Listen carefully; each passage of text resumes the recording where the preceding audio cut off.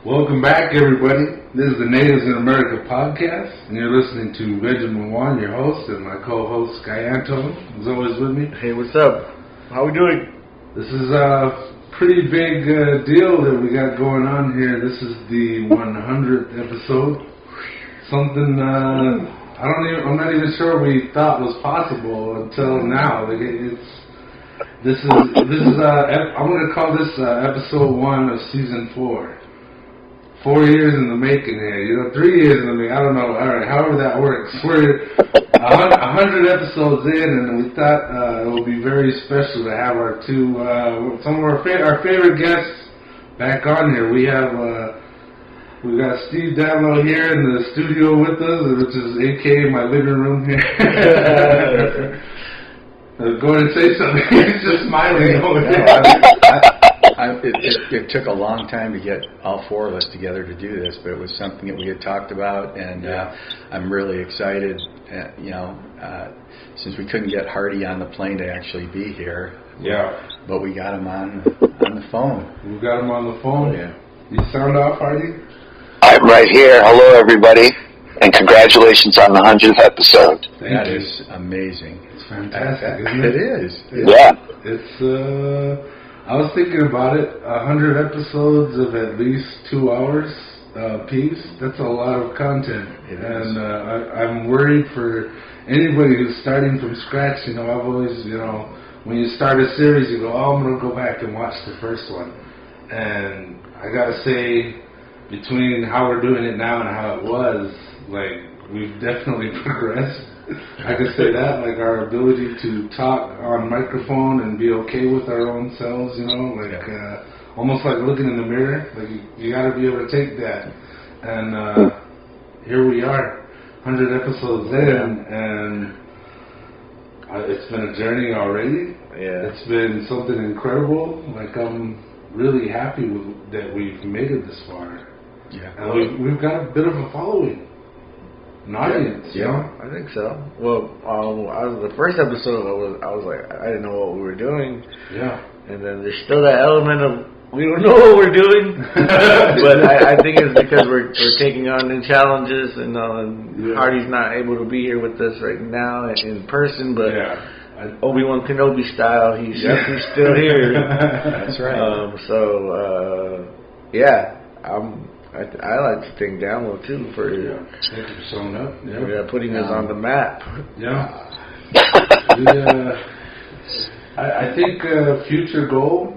If I can make some predictions here, we do that every season. I make a few predictions. I'd like to say we continue this and get to a point somewhere where we can start bringing guests in, and I think it would be fantastic to bring it down just for a recording and maybe a hangout. Does that sound good? Yeah. I think we could make that happen at some point. Yeah. Mm-hmm. I hope so. I mean, you guys have definitely matured over. I hope. You're 3 years older, Yeah. but you've also, I think when you go back and if you do go back and listen to a first or second podcast, you'll say, "Oh man, I can't believe we didn't just quit after that." So you're doing great. It's fun. I'm glad we made it here. I don't know if Ben told you, Sky, but I called him yesterday. And I woke him up, I think, yesterday morning. And I figured when he saw the phone ring and hit my name, he was thinking, Danloe's going to cancel. Danloe's not coming. But I was calling because I had listened to the podcast that you guys did with me, because I didn't want to do the same, I don't want to take up the stuff we already talked about. And I was so impressed with the questions that you guys asked, and so I think you need to know that you're doing a good job. Nice. Oh yeah, thank you. We like feedback for sure. Thank you, especially positive feedback. Yeah, that's always good. Yeah, it is. I mean, so far that's what we've gotten. I'm always surprised how people I don't even know of the podcast. And people that do listen, they're like, man, it's like, I like turning it on and I'm listening while I'm doing something, and it feels like I'm hanging out with the guys. We're getting to laugh. So I feel like that's kind of the goal every time when we have a guest or when it's just me and Sky. And I think that's kind of how this first thing was born. I wanted to do a podcast. I knew it. I used to listen to podcasting episodes while I was at work. I was working graveyard shift. I think Harty is now too. And, Yep. Yeah, and you got a lot of time on your hands. And I was alone by myself a lot, so I would listen to podcasts, and I always wanted to add my 2 cents. I was like, man, I want to get into this conversation. So I decided one day I'm going to start the conversation. And in tax season, I bought this hunk of equipment that we're kind of gathered around here right now, knowing full well that one day I'd like to have guests sitting around it and microphoned and recording something interesting that people might want to listen to. And then one day I was like, I need a co-host. I need to bounce ideas off somebody. And one day, I think COVID had just kicked in. It was 2019. Mm-hmm. Yeah? 2019 or was it 2018? I think it was 2019, and Sky was like, he was afraid to come over. We were like, I don't know if we should be in the same room. I don't know if we should be hanging out like face to face because of all this is going on. So he called me, and we wound up talking for hours on the phone. And I realized, and we didn't talk about anything. We didn't say anything, something quotable, something you got to write down, run home and write down. We just talked, and right away I was like, that's my guy. This is my guy, and we got to do this. And I asked him, and he's like, oh yeah, let's do it. Right away, he's like, yeah, let's go for it. Let's try it. And here we are. Yeah.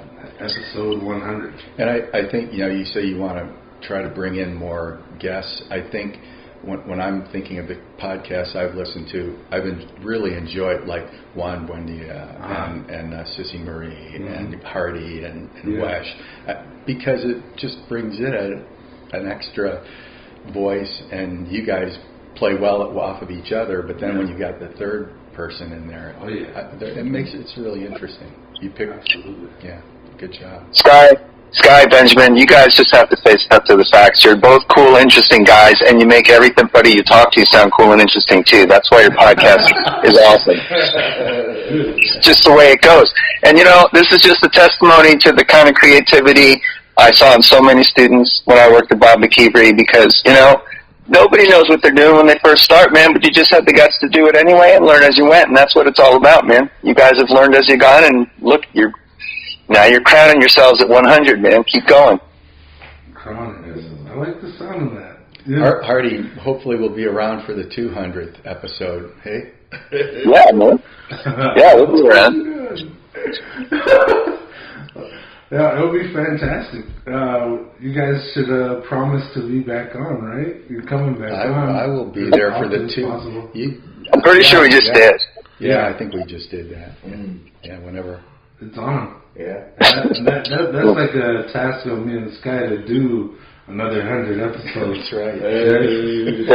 Yeah, that's true too. No, man, you got it on tape. You could take us to court if you wanted to. Okay.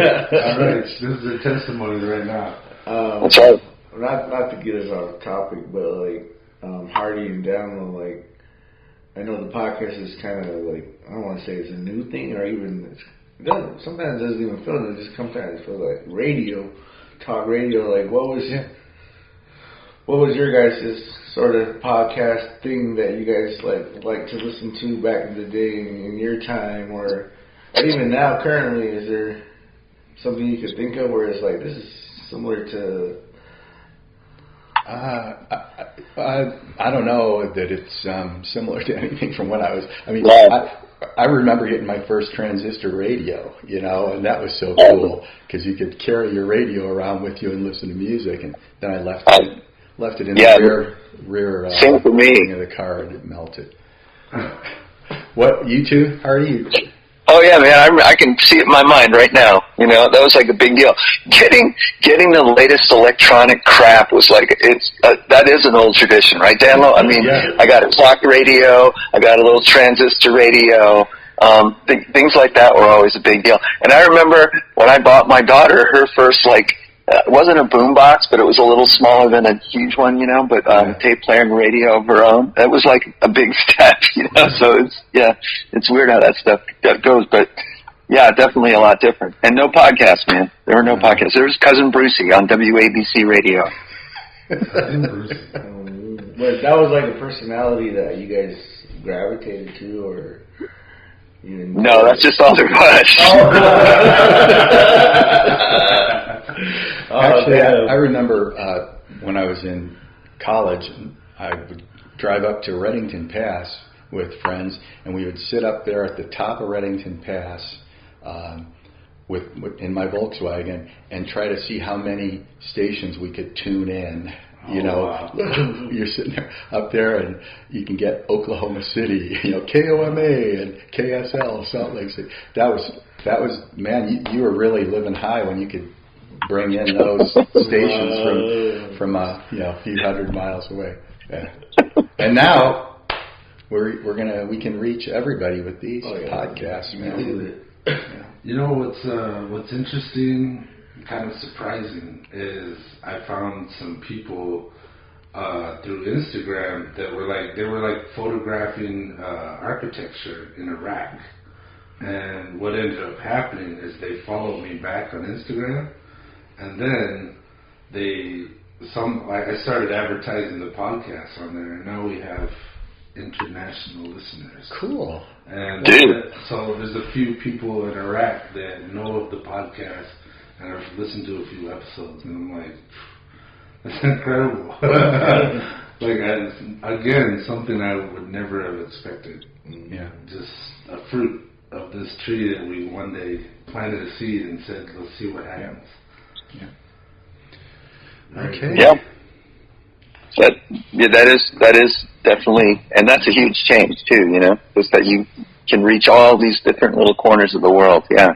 Well, congratulations. Welcome to Iraq. Yeah. Welcome to Iraq. Very cool. So I've been thinking about this. I mean, we talked about this, I want to say, the beginning of the year. I think it was Harty's episode that we did last. Yeah. And I have to, in my mind, I was blubbering the entire episode, and we didn't get to cover much because I was, crying half the time. So I was like, in my mind, I was like, man, there was so much more I wanted to glean out of every conversation that we started, and I just want to jump back a few steps. I'm not even sure. Maybe you guys will decide to take it a different direction. But there was a few things that were brought up that we didn't talk about. One part, I think, was said that Harty's always had a bit of this hippie image, and he said, "Oh yeah, my hippie status" or something like that. And then we never entered that. We never took that route and said, "Oh well, what about it? Where did it come from? How was?" what was your guys' experience? Sky's talking about your radio experience. What was your guys' experiences of that time?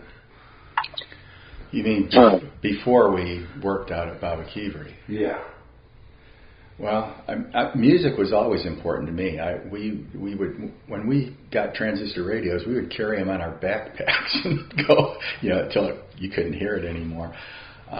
But I was kind of just a pop music kind of guy. I listened to, whatever was on at the time. I liked, I don't know, Neil Diamond, the Bee Gees, the early Bee Gees before they sold out to disco,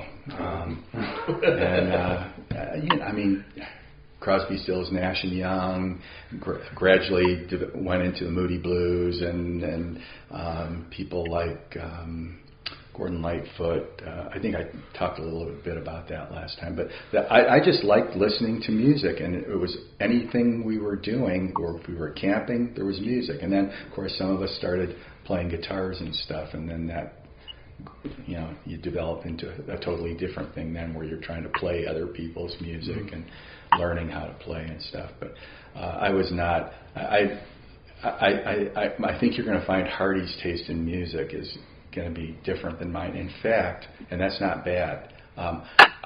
I was introduced to a really great band by his son at was it a Christmas party we were at your house, like or maybe it was when you were getting ready to move, I think, and there was a party at your house, Harty. Do you remember that? Oh yeah. And yeah, we had a big blowout. And Travis had this really loud music on, but it was so good. I said, Travis, who is this? And he said, it's Flogging Molly. And so I became a huge Flogging Molly fan after that. And that's not my genre, and I introduced it to my kids, and I introduced it to my friends, and now you go camping and you get the Beggar's Bush on there by Flogging Molly, and people are dancing around the campfire, and the beer doesn't hurt either. Yeah. I've often heard it called the social lubricant. So anyway, but Harty, you tell them what music, because I know we don't listen to the same music.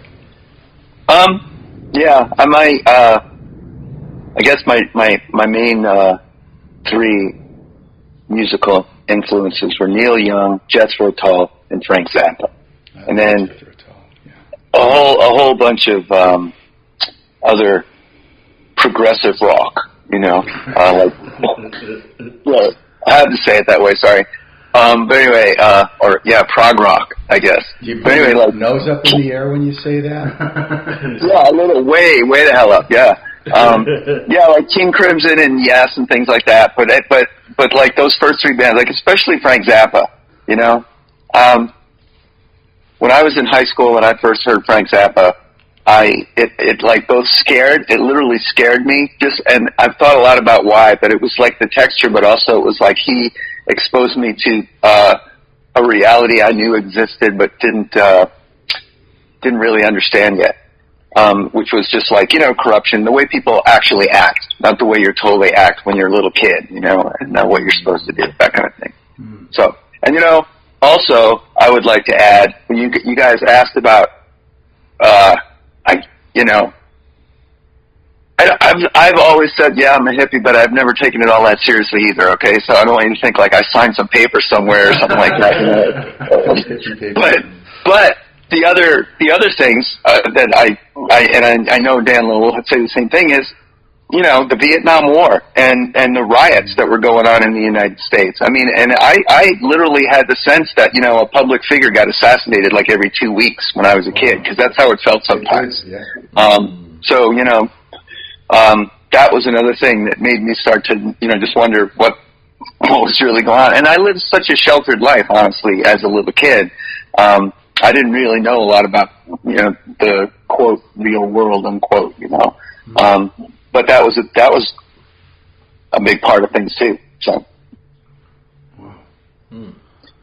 Danloe and I are children of the 1950s. I get to say I was born in the 1950s, which amuses the crap out of me. But the point is, a lot of stuff was going on then too, a lot of stuff's going on now, but, it was a busy time back in those days. Wow. And it's hard to really communicate like this, the sense of, what was happening in the world from one time to another. I mean, it's just natural to think that what's happening around you right now is like the most intense thing that's ever happened, but, I don't know, it's just weird. Anyway, I like the earliest thing I can for sure remember, and I think I may have said this to you guys before, but it's the JFK assassination. I also feel like I remember the Cuban Missile Crisis, not like hearing it, because I would have been like 2 years old or 3 years old, but just through the panic my parents might have felt. That's how, and that might be completely made up. I don't even know, but I have a sense of that kind of thing going on. So, anyway. There was, I mean, all that music was in response to something too. That's part of the point. Mm. That's rock and roll. Yeah. Yeah. All right. Here's a question, since we're kind of going into this direction. Have either of you gotten involved, felt so moved by a movement that you got involved and started in the protests, or maybe supported some kind of rally, like what I started seeing recently was the Red for Ed. You know, it was like supporting teachers and education. I think it was more funding for schools and teachers. And, you know, knowing you guys, knowing my parents, knowing Sky's parents, I was like, I better sign up for this and sign whatever thing they hand me because it's important. So, like, and that's one of my experiences of just doing something. But I imagine it was a lot more appropriate in your guys' time to go out into the world and say something versus just signing a paper, you know, at the local library or whatever. Like, so I'm asking, do you guys, either of you, have an experience like that where you felt so moved that you decided to get involved? Harty? Yeah. Are you telling me to go first? Yeah, go. Okay. I went to a few marches. I marched for things. I went to a couple marches in Tucson. I went to marches in Boston. Nothing too extreme. I mean, I never met in like a, burned out building, planned anything like that. So, I mean. Well, like what? Like, what did you protest for? Oh, in Tucson, I can't remember, but this same battles about immigration. I think it was an immigration march in South Tucson. I do know I was on TV for like 2 seconds. For some reason, I was wearing this cowboy hat I had bought at a used bookstore that was an old yellow front. It was from a yellow front. But anyway, I just remember seeing myself walking along with my daughter, I think, for just a second, carrying a sign. But no, I'm not going to, I wasn't like extremely politically active.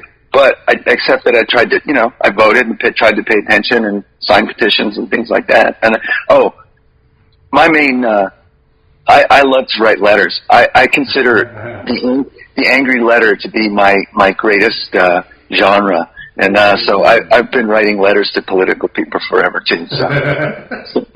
So that's what I've done. I'm pretty introverted, man. So I don't know. I'm not like not out there in the streets all the time. But I don't know. Anyway. Yeah, I mean, all that stuff was going on around us. I remember there was a walkout at our high school when I was maybe a sophomore to protest the war, and I didn't do it. I didn't leave school. Some of my friends did. I just felt that it was not. I would be leaving because it was fun to leave school, rather, not that I was committed to a cause. And some of my friends are probably saying, "Oh God, you weren't committed." But looking back and as I got older, of course, the Vietnam War became really real, and when I had to sign up for the draft, and my number came back as 18, and it was very real that, when I graduated, that I was going to have to report to the draft, and I What year did you graduate, Danloe? 72. Yeah, shit, man. 72. So I still have my draft card. I kept it, and I knew. And the thing of it is I couldn't be a conscientious objector. I didn't think I had the conscience for that. So I would have ended up going, and it would have changed my life in ways that I feel whether you're talking about World War II or the Vietnam War, Korea, Iraq, all veterans come back changed. Yeah. God, yeah. Yeah. So, anyway, what ended up happening, I always disliked President Nixon, but I have to say that I loved when he got us out of the war. The war ended just a few months before I was supposed to report, so I didn't have to go. So, Thank And you. I was a little kid during all that too. So yeah, Steve, man, yeah. Yeah. So, and you know, I had friends who went into the service, but none of them had to go to Vietnam during, you know. So I didn't have any.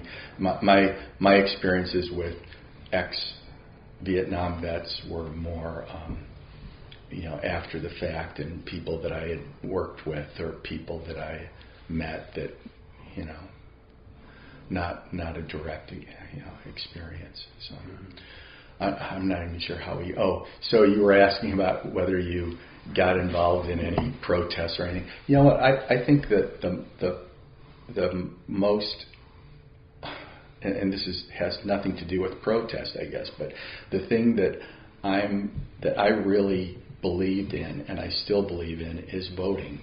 And and I when I went out to Baba Kivari, one of the things I really pushed to my students was registering to vote. You know, in fact, we, for quite a few years there, you remember, Harty, I'd borrow voting booths from Pima County and yeah. And my students. Danloe, your two most consistent pieces of advice to your students were vote, register to vote, and read to your children. I remember you saying that like every year, man. Yeah. So that was my thing, because I think, you know, you can protest, you can do all that other stuff, but in the end, voting is what makes a difference. And if you don't believe that, then take a look at what happened in the last few elections. I think, you know, I don't know how deep we want to get into, you know, into that, but I think, yeah, happy anniversary, everybody. Yeah. Oh yeah, today, January 6th. Yeah. Oh yeah. wow. Yeah, I was thinking that when we decided the 6th. I was like, you know, this last election. Now we're getting off the subject. Go ahead. The last state election that we had. You know, I was really. Not all the people I voted for won, but not all the people I voted for lost either, and not all the propositions that I voted for passed, and when I look at that afterwards, it made me feel that people in Arizona were thoughtful about how they voted. I really believe that, and the people who are complaining about, oh, we got cheated out of votes, they didn't get cheated out of votes.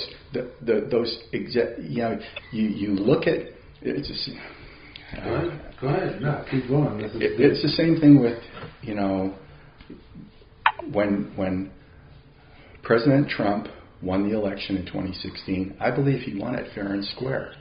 You know, yes, he didn't get as many popular vote, but he got the electoral vote, and that's the way we do it, and he won. And he won because there were 3 or 4, maybe 5 states where people were fed up, apparently, with the way things were being done with the status quo. And so they saw this man, Donald Trump, as someone who would deliver them from the status quo. And so, and which is fine. You know, I was not happy about it, but so then 4 years later, those same 4 or 5 states, by the same amount, swung the vote the other way. And why is it so hard to understand that in 2016, the people voted for you, but after 4 years they decided, you know what, this is not the direction we want to go. And it's not that anyone cheated. It's not that anyone, it wasn't fair. It was fair. It was fair and square election. And shut up and let's move on. And same thing here in Arizona. This was a very good election. I'm sorry that a few people won, but the fact is that people looked at who the candidates were and evaluated the candidates and evaluated the propositions and made decisions based on what they thought was best for the state. So, and shut up and let's move on and let's give these people a chance to govern. That's all. Nice. Nicely said. Well said. People won't agree with me. There's a lot of people, including some of my more conservative friends.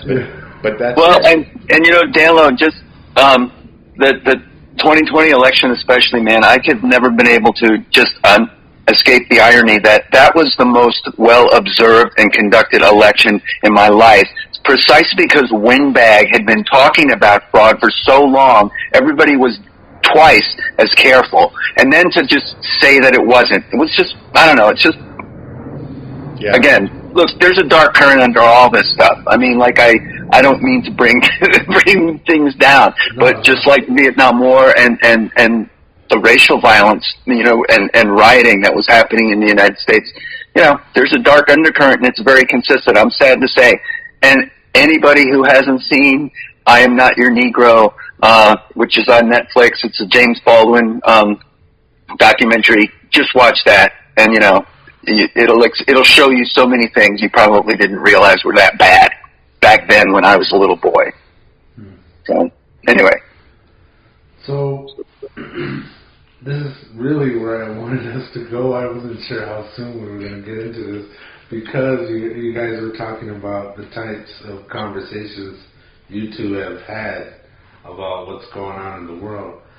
You mentioned immigration, and I often, when I think about people, like everybody here in Arizona had to have a front or a stand on immigration. Like, you couldn't run for office without having a stance on immigration. And I'm actually really curious, as far as status quo goes, what were they screaming and raving about back then? Has anything changed since then? Because I think it's kind of funny and folly to go, oh, we're gonna curb this, we're gonna stop immigration, or we're gonna put up a wall and that's gonna be perfect, and no one will ever get through that. When they came to the res and started putting up this wall, which there's been a wall, and they're like, oh, we're going to make it taller, we're going to make it better. And I'm like, oh, sure, great. What about underneath? What about over it? What about between it? What about climbing over it? You're not actually solving the problem. You're putting a bandage on a bullet wound. This is, I feel like it was all folly, and everybody said, oh, this is my stance, I'm going to go after this. And I still feel like whatever their stance was, they're not going to do anything to curb it or stop it or change it. They're just throwing their 2 cents in, trying to get votes, is how I saw it.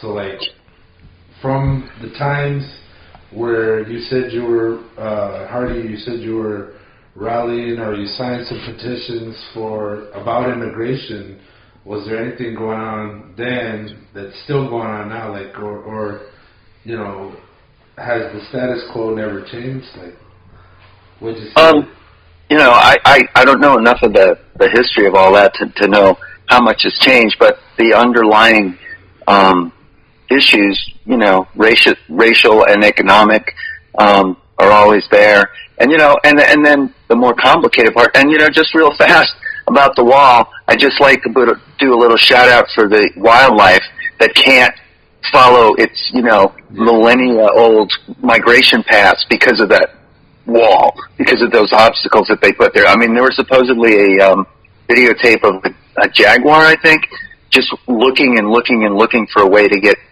across that thing. And a real answer to your question is that the symbolic meaning of that wall and, excuse me for saying it, but Operation Wetback, Danloe, you probably know what I'm talking about.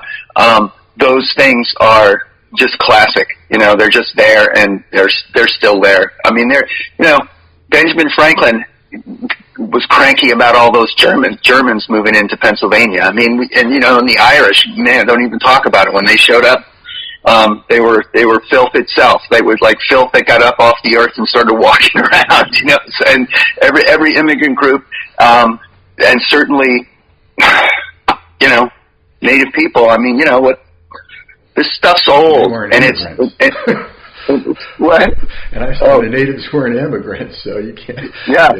Well, of course, yeah, that's what I mean. It's just, that's the most shocking part of the whole ugly story, and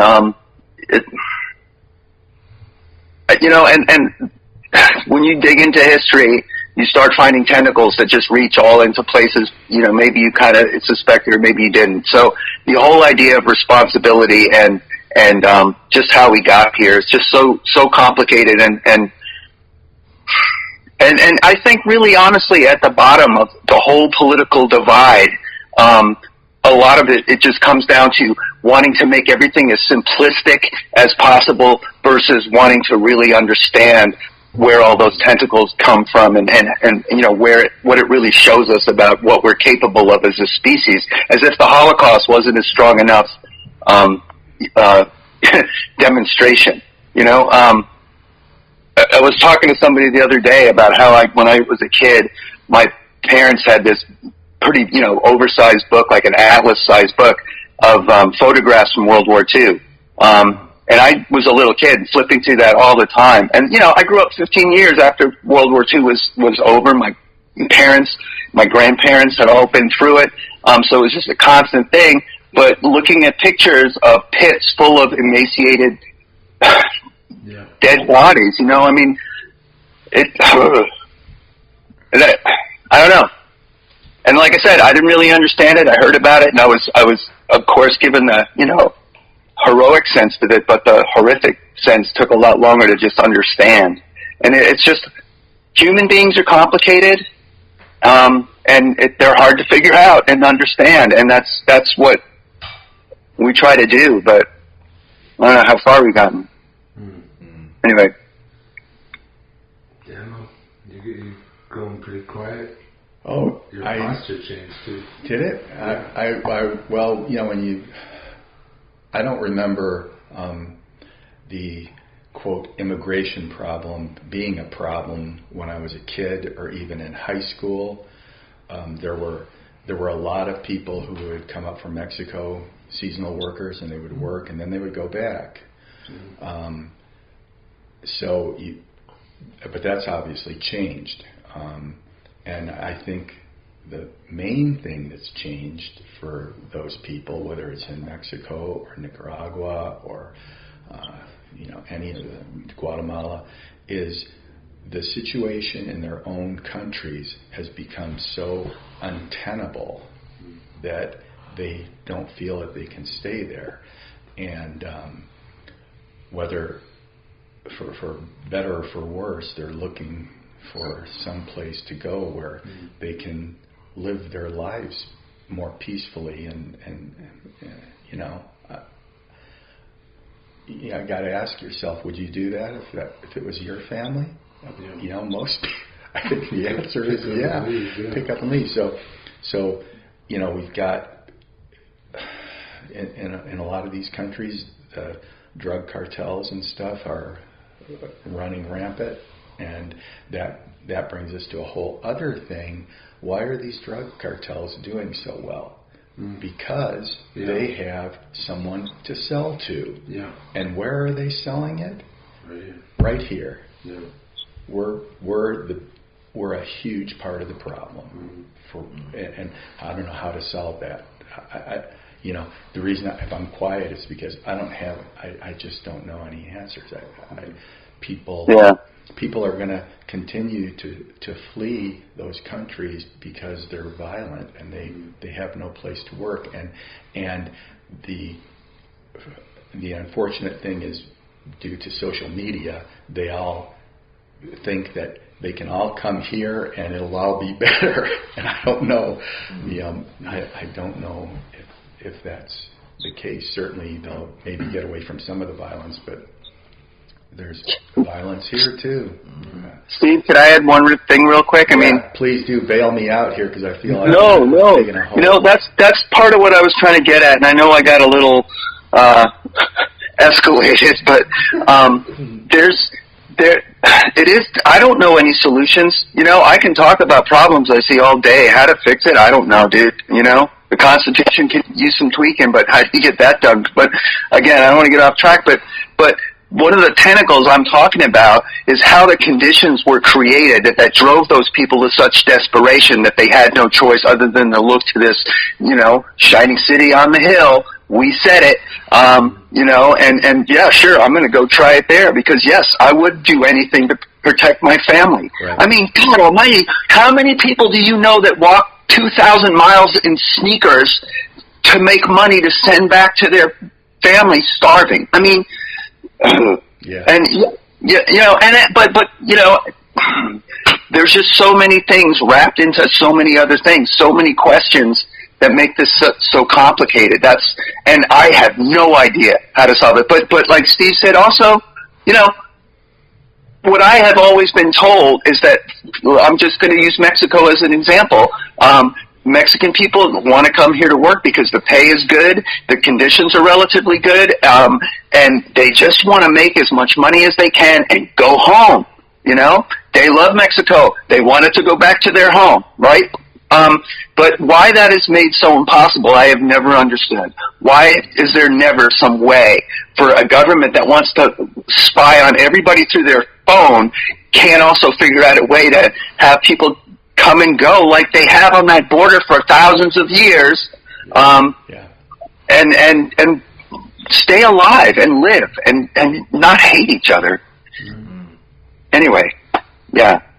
So you touched on a little thing that now I want to talk about too, is and I think we're all talking about it now, is I have this experiment that I kind of wanted to bring up, and I probably said it before on the podcast here, but Steve, you mentioned, why are the cartels doing so well? Well, there's a market for it here, and I did some training, I guess, online training, and it was saying when the drug use really isn't the issue, it's the person that's trying to escape where they're at in their mind or how they feel, and they're drinking or taking drugs, and the market's so well for these cartels because we're not all that well ourselves. We're a society of people that are suffering, basically. Yeah, I was just thinking exactly that, Benjamin. Yeah, and the suffering isn't just out there; it's here too. That's why the market's so great. That's why the cartels are doing so good. And a lot of times I find myself wondering, like I went to the hospital a while back and I got a couple of stitches, and I came out with a $40,000 bill. And I'm like, okay, I'm never going to go to the hospital again, no matter what happens. I might have an arm ripped off, and I don't want to go because that might, I'm going to bankrupt myself trying to get my arm reattached. Like or it could just be a cut finger, but I'm terrified to go now. And so there's this there's something I keep coming to is capitalism.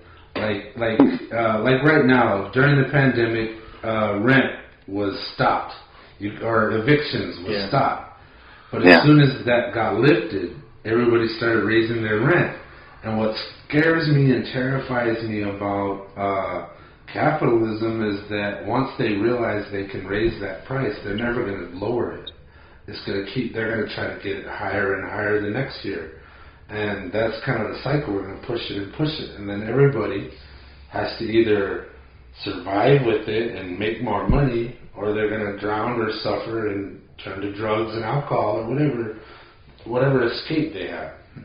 And the experiment I wanted to mention was the old experiment for scientists with the mice. We're going, let's offer this animal drugs and see what happens. And the animal would sit there and start tapping the button, getting the drug, and before they knew it, the animal will have stopped eating, stopped drinking, and just taking the drug.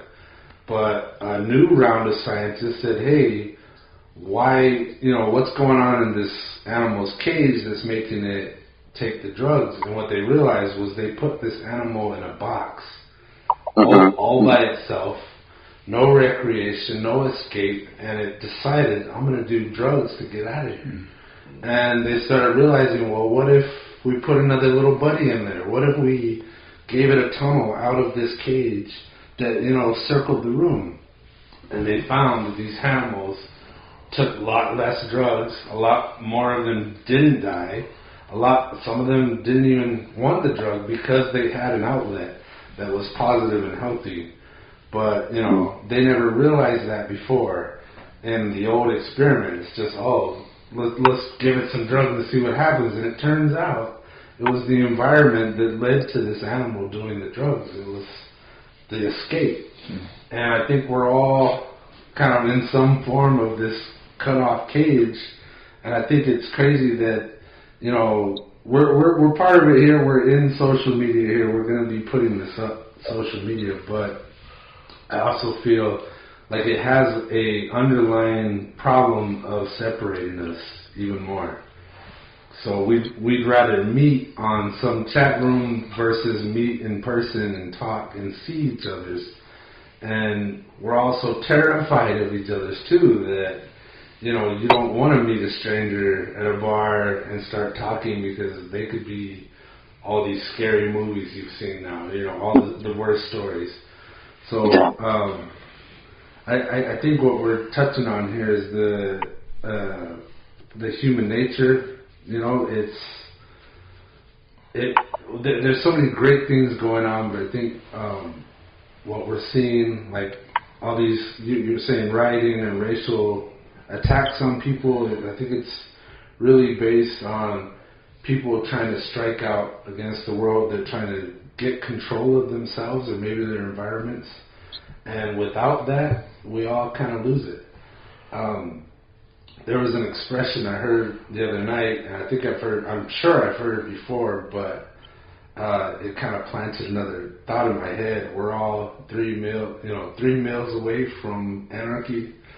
Like if you miss a meal, and then you miss another meal, and like if that happens to all of us, there's going to be riots in the streets. There's going to be total anarchy because we're not being taken care of. And I mean, we're going dark here, but I'm curious what your guys' opinions on that, like whether it be. Well, Benjamin, I want to back up to what you started with, which I think was completely accurate, which is the question, and I mean, it is true. The United States is a vast market because it's an affluent society, and it's full of, you know, money to spend on stuff like drugs, but it also is full of pain and despair and mental illness, which is, you know, I mean, I read this years ago, and it still blows my mind. 2/3 of all the antidepressants sold in the world are sold in the United States of America. Now, why is it we live in a society that makes people need 2/3 of all the antidepressants? And that's the legal drugs, you know? Not to mention alcohol and you know, and then the entire, you know, realm of street drugs and things like that. So, and I have been learning a lot lately about addiction and about how to look at it and understand it from a compassionate point of view that doesn't just condemn this person as a moral failure, somebody with a weak character, or, you know, something like that. That it is actually a legitimate and understandable response to trauma and to pain, and to, you know, to simply addressing all the issues that are never addressed in a lot of people's lives, which is, like you said, the pain, and again, this is those tentacles of history, the pain caused by the conditions in which people who have no choice find themselves living in, right? You don't get to choose who your parents are, where you're born, what's going on around you in the world at the time you're born. Nobody gets to choose that. And yet that's the starting place, you know, and for some people it is cushy, and for other people, you know, it's horror from day one, you know, and you know, supposedly the Enlightenment was going to help us, guide us to an answer to how to make that, you know, less true. And you can say in some ways it has, but man, there's so much misery out there, so much mental illness, so much ignored pain, and trauma. There's, you know, and just, you know, like Steve said about men who go to war, or anyone who goes to war, anyone who lives through war, which, you know, again, another feature of modern warfare is that we all get to go, right? There's no front line. Everybody gets bombed. You know, what's happening in Ukraine right now, you know? People are getting bombed. People are getting frozen to death. And that's just what we all take that for granted as modern warfare. Yeah, that's how war goes now. And again, I don't know how you solve that. Human beings, I don't know what to tell you. You know. Anyway, sorry. No, that's fine. Well, I mean, not to change it or kind of change the mood of what we're talking about, but like the other day I was sort of kind of reflecting on my own sort of my own actions and my own impact on, you know, what I'm doing in my career and my life, and I see some changes, I see some places where I could be improving, but a lot of it is just showing up and kind of being consistent with showing up. And I just want to thank Mr. Harty and Danloe for being those guys that just showed up, because I think looking back on my education, and even from my mom's side, like, she had Danloe as her teacher, but like I had Harty as mine, and you guys showed up, and maybe during those times when we really needed someone to show up. So you know, we're deep into trauma at times, you know, and those dark histories that we're sort of kind of living,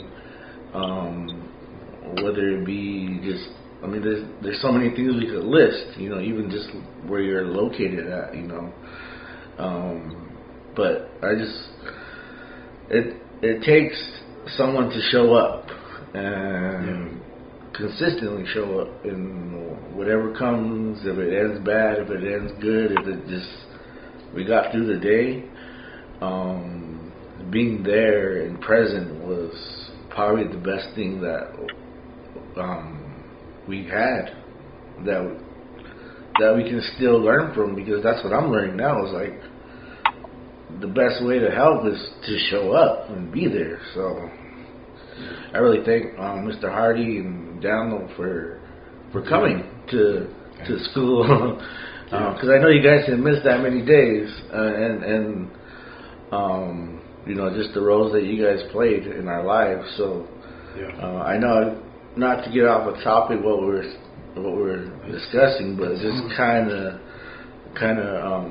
showing their impact on my life, but also sort of how I'm evaluating my impact on lives that, you know, maybe I have a part in now. So it's just, I think if you have that person that needs that guidance, maybe someone younger, you know, you got to be there. So you guys kind of lived out that example for us. So props. I don't know that Harty can speak for himself, but I don't know. That was my job, and I enjoyed. Thank God, I loved my job. You know, I mean, there were some days when things went bad or whatever, but So I think that you just touched on something that I'm not sure I can add anything to how we can fix the world. But what I can say is that I'm a great believer in the fact that each of us have a group of people that we touch daily, and whether it's in our families or whether it's in our jobs, we can influence those people in a positive or a negative way. And so those, and then you not only can you, but you are. You are whether you know it or not. Right. You're right, Mike. Your behavior is, this is like the oldest cliche in the world, but that pebble in the pond and the ripples going out, man, except it's 1,000 pebbles all at once and the ripples are hitting each other everywhere. And showing up, that is actually a lot of it, but like you also said, being there when you're there, not just showing up, but actually being there. Like, I remember Steve wanting to tell Well, I think that when we both felt this way about new teachers coming to Baba Kivari, or anybody coming to Baba Kivari, that, keep your eyes open and your mouth shut and learn, because you're in a new place, and be there, and I think I said this the last time I spoke with you guys too. And I remember Wes saying the same thing to me many times, and Steve probably did too, but I could not believe I got paid money for having so much fun. I mean, teaching was just fun, and it was creative, and just the thrill of communicating to you guys something that was really important to me was just really precious to me. And I was so lucky to be there because I had so much freedom to figure out what you guys needed to know, how I could equip you for adulthood in this crazy world I have been ranting about all day. What's the best? And I know Steve felt the same way, just like he just got done lecturing all of you once again to register to vote, and don't sit on your ass and make an excuse. Go vote, because it does matter. But, so does shouting. I mean, I've seen, Arizona, it's weird to have both lived there and then to take a few steps back and think, oh my God, I'm glad I didn't have to listen to Kerry Lake every frickin' night. But I heard enough to make me pissed off right now anyway. But, there are, because the other thing, like, Steve was saying about this past election, and this is what so many people would like you to not know. There are so many layers to America. There are so many things happening that they just don't pay any attention to, The powwow circuit, to be one gigantic example of a complete phenomenon happening all the time. The Gathering of Nations happens every year, and, nobody knows except the people that matter and that it matters to,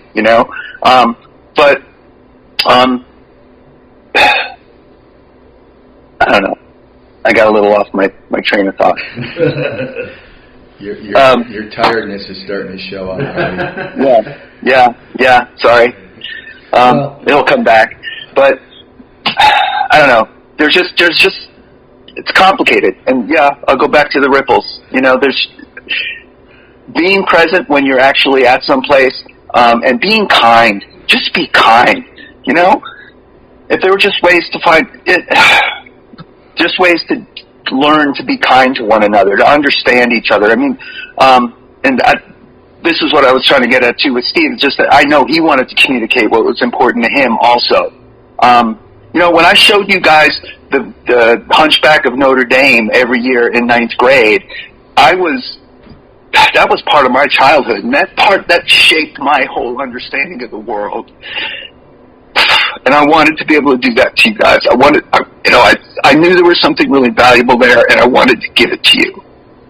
And that's what that train of thought was. Anyway.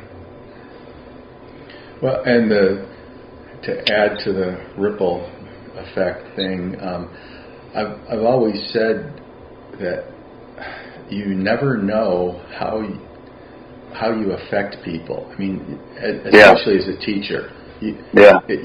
Years and years later, you find out, when someone comes up to you and says, "Hey, Danloe, do you remember when this happened?" And you let me, do some makeup work. I don't remember stuff like that. But obviously, it made a difference to somebody, and you don't always know what effect you're going to have on people. You may, most of the times you'll never know. But then every now and then you get just a little something from someone that's, they say, you made a difference, that's. You just keep going like that. I have no way of knowing how I can affect political change, big time political change, other than voting and I have no idea how to change people around me other than by showing them how I would like to be treated by treating them that way. Well, I don't know. So, me and Sky talk about this all the time, becoming adults. When, like you always go, when did that ever happen? Harty hasn't become one. Yeah, we're waiting. so Adulthood is overrated, man. I've told you guys that for years. Yeah. But, well, you know, when you're young, you're going, I can't wait till I'm 18, or, oh, I can't wait till I'm 21. And then once you're 21 or once you're 18, it's like, okay, maybe 25 will be better. Like, you know, I'm going to become an adult. There'll be a time when I'm an adult.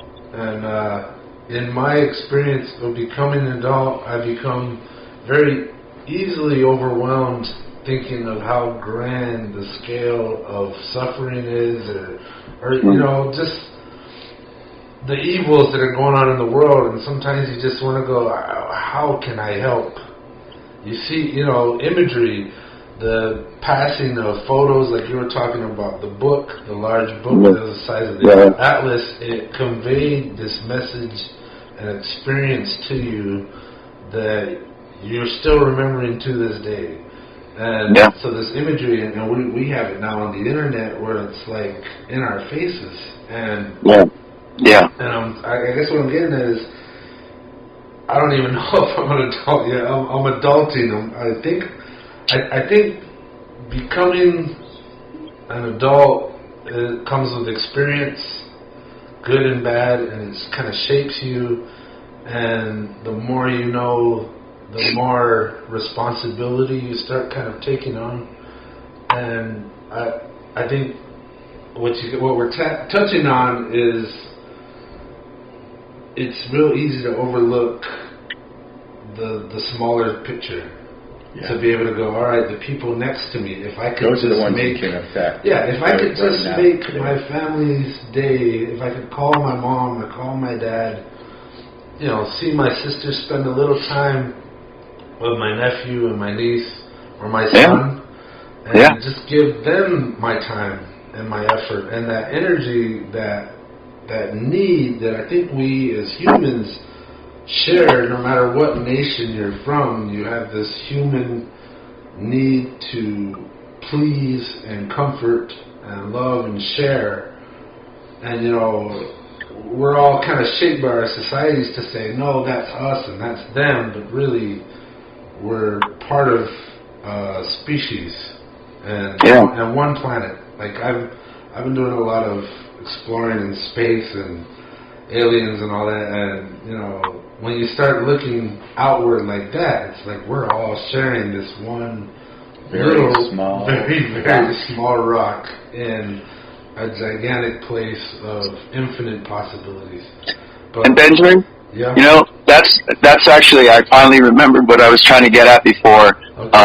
Just that, you know, while there are psychos out there who seem to be like running things right now, part of what we found out was that, I mean, look at Kansas and what happened there with their constitution, but just that there are a lot more good-hearted people than there are psychos, you know, and that emerged, and you don't hear them as much. But that's what you're saying, man, just to be kind, to be present in your life every moment, every day with the people around you, Keep talking, brother. That's all. I'm sorry to interrupt. No, it's fine. So what you guys are making me want to convey is that, and maybe to the listeners, people we're listening to, if you're listening and you're thinking about, you guys hear that feedback? Yeah, but there. All right, it's coming. People are listening. Like I'm saying, if you feel the same way and you're wondering, how, you know, you see a tornado go through the middle of the country. I don't have the money to go there and help, but man, I really wish I could. Well, maybe, you know, you turn and help somebody here, somebody you can, somebody in your family, somebody that you can reach without spending a dime. And I think it's grounding to realize that. And like I was talking about the adulthood thing, you take on more responsibility, you start having hopes for people, even people you don't even know. Like you run into somebody who's down on their luck in a parking lot, and you Benjamin? choose or you say yes or no, and you give them $1. What's up? I get to share this with the whole world that listens to your podcast. There's a saying by Confucius that I've been thinking about a lot because I've just seen it become true in my own life so many times. And I'm not going to say it exactly, I don't know the quote, but it's basically like when you're trying to puzzle out something really difficult, like the kind of problems you're talking about right now, and we've been talking about this whole thing, the answer is near at hand. In other words, what to do, that question that we all face with, what do I do in response to these things, is nearer than you realize very often. And just to take a moment and think about that, and again, be present right there, that sudden little solution or answer to your puzzle could just kind of emerge. It's closer than you think. That's all. Yeah. And it's just exactly what you've been talking about.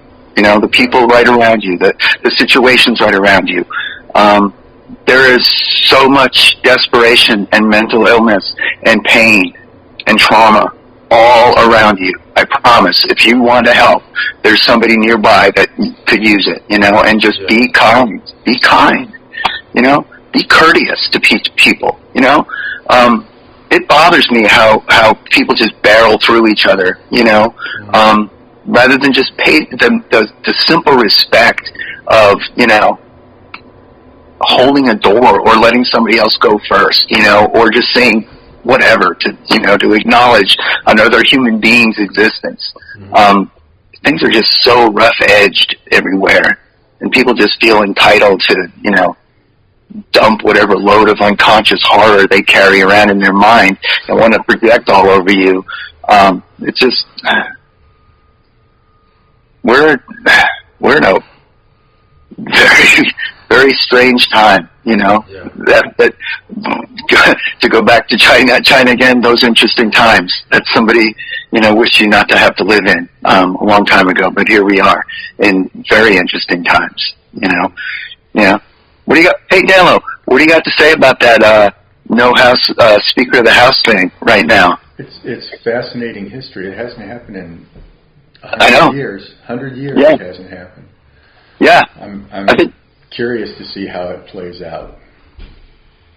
Did they finally pick someone today? Oh, no, I don't think so, man. I think they're up to 11 votes so far, maybe more. I don't know, but yeah,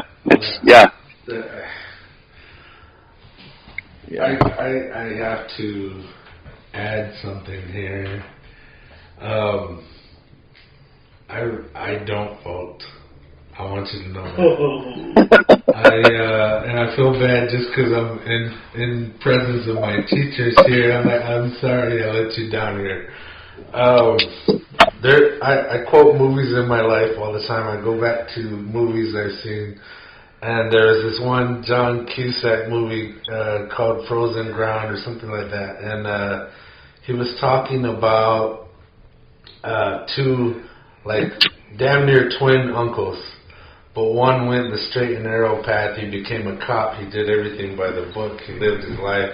And the other uncle was the criminal in the family. He did everything wrong. He did every drug you put in front of him. He abused all the drugs.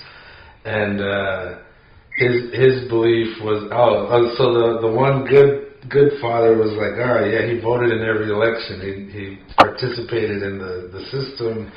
And the other brother said, I don't want to encourage the bastards. It was like, that was his thing. And then the end of his story was that one day, one uncle died, another day, the other uncle died. And in the end, he was saying what he took from that was no matter what path you take, in the end, we're all in the same circle. So he kind of posed the question, well, what difference does it make? And so when I'm saying, like I'm really completely discouraged by the system. Like you just brought up the House, and so many times they've completely stopped everything and sat on their hands while all this suffering that we're talking about is going on. And I'm going, well, it's easy for them to sit on their hands because they're doing okay. You know, they got their mansion to go home to. They will be just fine. And that allows them to go, oh, well, I have time to sit on my hands, while everyone around them in this country is suffering, hoping for one vote. You know, please vote this way or that way so that we can eat, so that we can get our funding, so that, you know, we can survive another month in this, you know, expensive world that we live in. So, like, I'm not saying, you know, I'm not going to get anything done by voting. I'm not saying that. I'm saying I haven't felt so strongly to get involved, except maybe this whole, the Roe v. Wade thing going on, and when it was Trump, and I'm like, I thought it was a joke when I first heard he was running. I was like, oh, it's hilarious. And then it grew real very quickly. And I was like, oh my God. I started thinking, I was like, okay, now there's only two candidates. Hillary, who I think is a snake in the grass. You know, she's been there. She's just going to keep doing what she's been doing. And then there was Trump, who's saying, you know, screw the system. It's all. I understood suddenly how people could be voting for this man. I'm like, wow, you got these two horrible choices is what I kept thinking.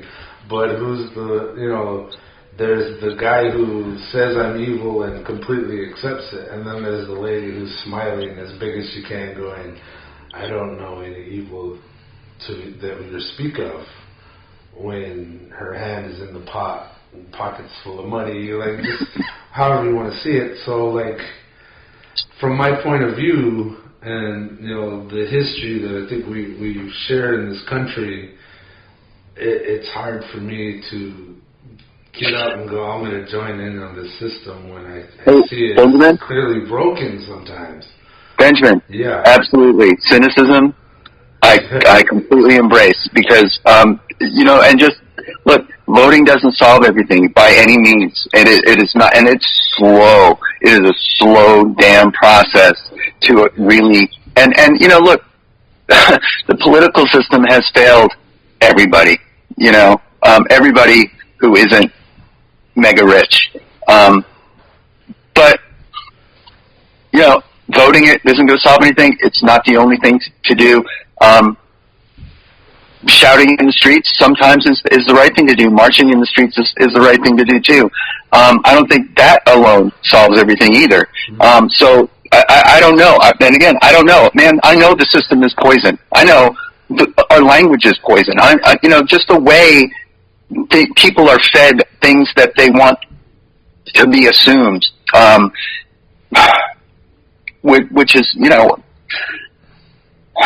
everybody has become aware, and this is what I think is unique about the moment that we're in right now, and unique about America. You know, everybody knows that the United States of America was founded on the twin horrors of genocide of Native people and slavery of African people. You know, which, and a quick little reminder, the African people were considered superior as slaves because Native people simply died living in captivity. The people who showed up couldn't make them into slaves, so they imported Africans to do the job. And everybody knows this. Everyone knows that, but we're fighting still over whether or not we should say it the way it was or not.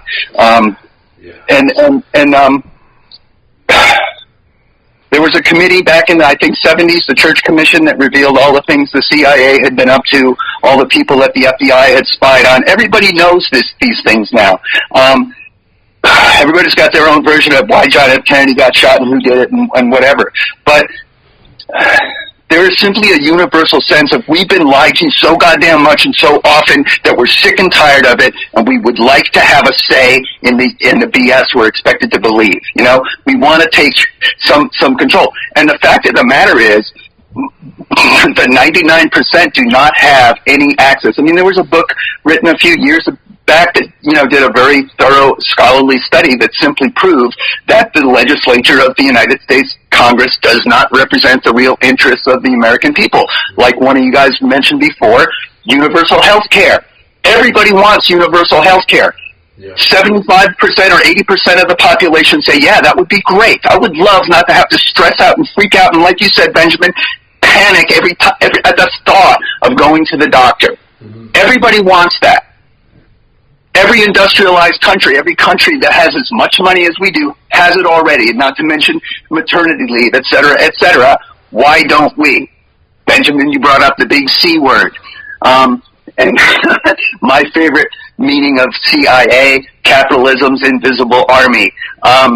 You know, these are tentacles. These are the tentacles. And you know, the fact of the matter is, the vast majority of American people have decided on one side or the other on whether or not to believe the BS or to say, hey, you're lying to us and we're tired of it. And here we are ready to face off, and people want to throw around civil war and things like that. But, you know, along with, ingesting 2/3 of all the antidepressants, you know, now we're at this boiling point of being fed up with lies. Because Donald Trump capitalized on the same sense of people who felt like they had been ignored and made fun of and ridiculed and left out, and in fact were. A lot of those people who voted for Trump have very legitimate grievances against how their lives have been, you know, allowed to flourish, you know. Yeah. Everybody does. But, yeah, we've been manipulated. We're being manipulated. People that have taken that many drugs, there's got to be a formula for how to lead them where you want them. How life really works is just, and Benjamin, like, look, you guys started out talking about how your first podcast sounded and how we sound now, you know, and you've learned so much, and it's the same with adulthood, man.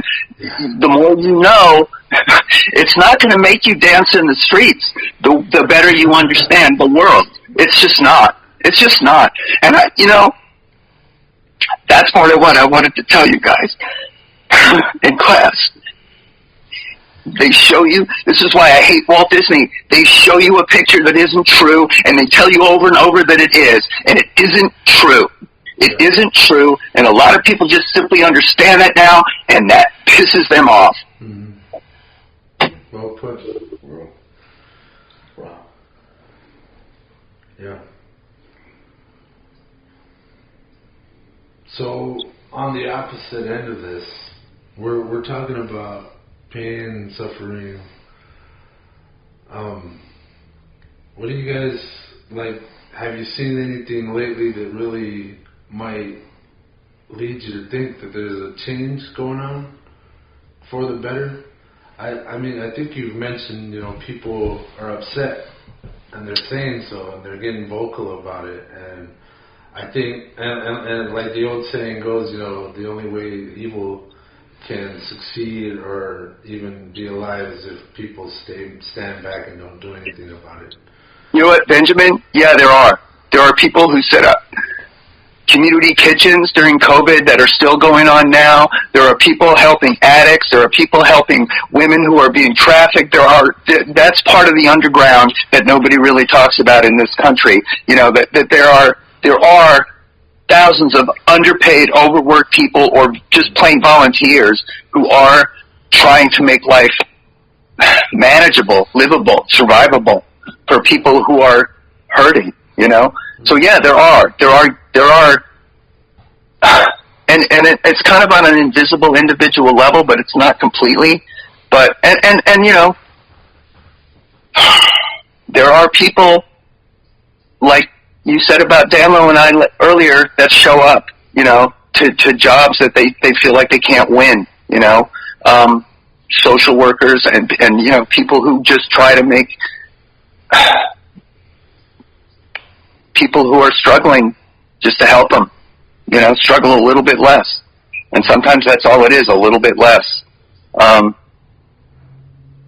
there are people trying to do that. Mm-hmm. They just don't get on TV and, you know, brag about themselves, because that's part of what makes them valuable people. Yeah. I'm hearing a beeping. I don't know what it means. Oh, I guess somebody's... Someone's backing up. Somebody might be calling you. Yeah, I think somebody texted me or something like that. No big. Well, we're not recording live, so or we're not live on YouTube, so nobody's like, hey, what's it? No. It's not. Yeah, I should tell you guys, I am due to become a grandpa at literally any moment. Oh God, does that mean they might be calling you? I'm not sure. That just it could be, but that don't panic. It's okay. Yeah, it's just my son's wife is like the official due date was like a couple of days ago, so Sweet. She's going to have a baby any second. A boy or a girl? Do they know? Yeah, it's going to be a boy named Julian. Julian. Yeah. Welcome to the world, Julian. By the time this gets out, you'll probably be born. That's so right. Welcome to the world. That's right. Yeah. Thank you. Congratulations. Yeah, thank you, man. Thank you. That's pretty sweet, and I hope you take the values that you were trying to instill in us and make sure that he knows his grandpa feels this way. Oh yeah, I will make sure that happens. Is that your first grandchild? Yeah. Wow. Yep. Oh wow, awesome. It's an adventure. It's a great adventure. Yeah. And I have a role model of Grandpa Steve Danloe. No, Danloe, it's true. You've told me all these stories about you know just carting your grandkids around and stuff, and it's awesome. So. Yeah. Well, that's. And it also does mean I'll be coming to Tucson soon to see the child. So Oh, awesome. Yeah, we'll see. We're gonna have to snag some of your time. Well, yeah, I'll let you know when I know anything. I haven't done anything yet concrete, so I'll have to figure it all out. But I'll be there. So very cool. Congratulations. Yeah. Yeah, thank you. Thank you.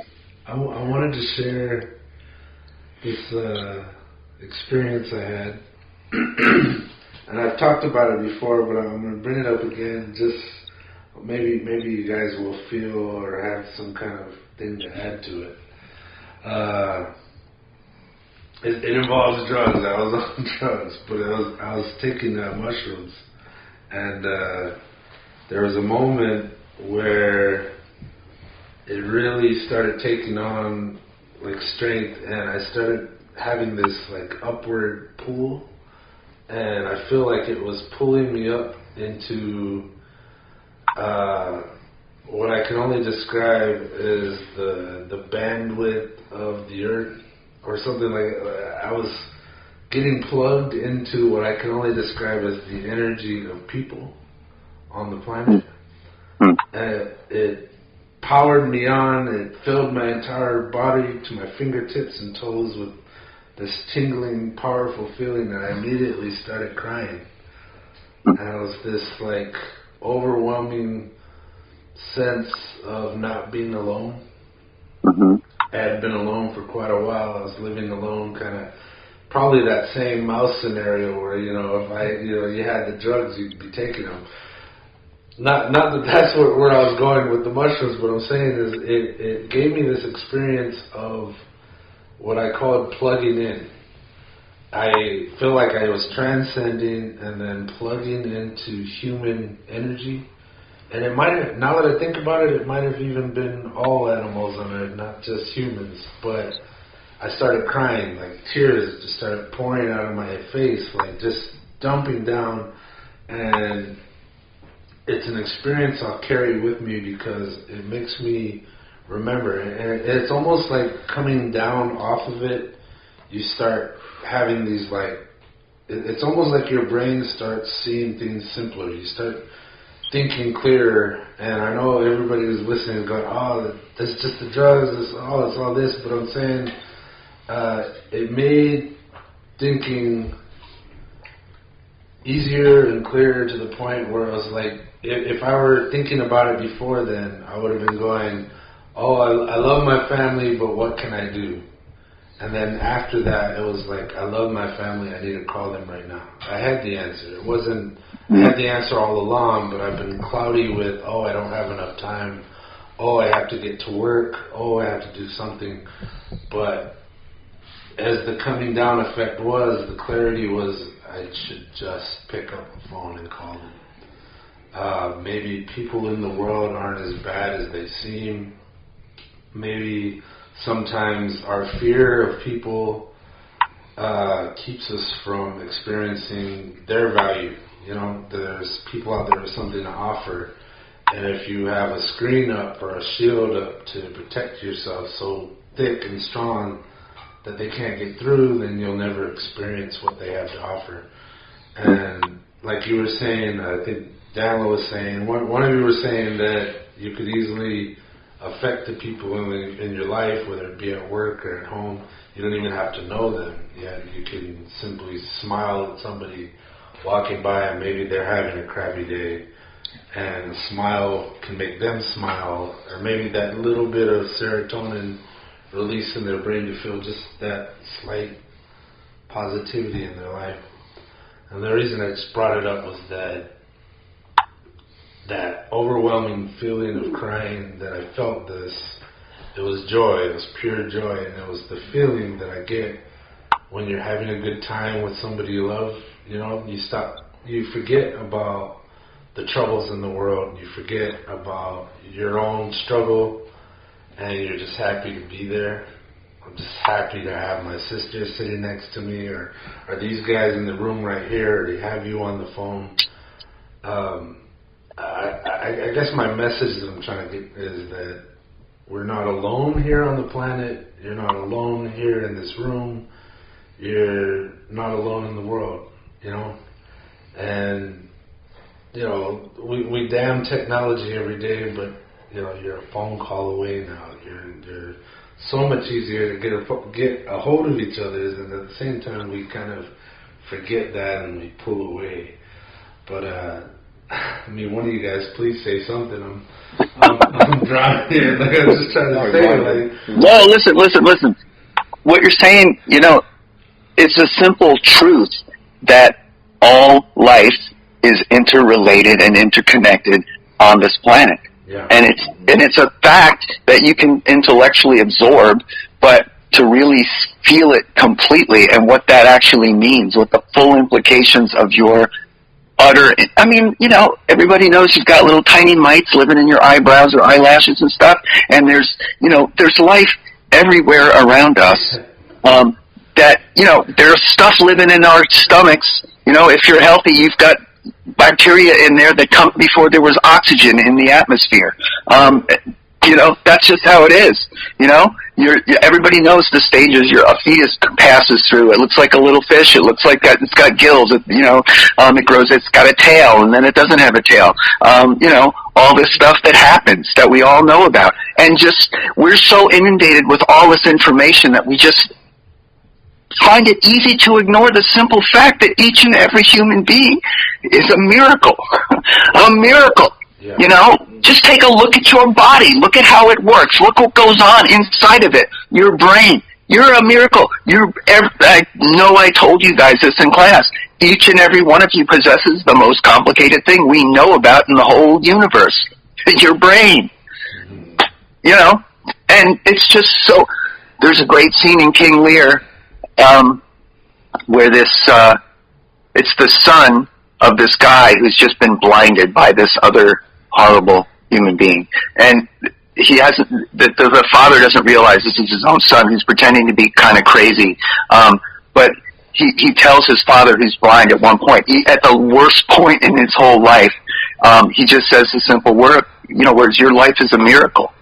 You know, yeah, I know this is horrible, but just even to be in the condition you're in right now is a miracle. Okay, I realize it hurts, and that's, you know, part of it too. But yeah, and just growing old, and that's what I read King Lear and didn't understand it for a long time. But I don't know. It's a lot of the same kind of pain we're talking about right now is in that play. But again, my simple point is, it is a miracle to be alive, and to not how do you not just stand and wonder looking at the world sometimes, you know? I mean, just take a good look at the moon some night, and why can't you understand that this is bigger than just you, and bigger than your political views, and that, you know, out of that comes both a comfort and maybe responsibility. Finding the balance between what you need and what you can give back is a lifetime's work. Be kind. I mean, you know. Yeah. Be kind because you're no better than anybody else, or no worse. You know, you're worthy of good treatment just like everyone else is. You know, I think someone earlier said something basically like do unto others. You know, it's so simple. Why is it so hard? Yeah. You know?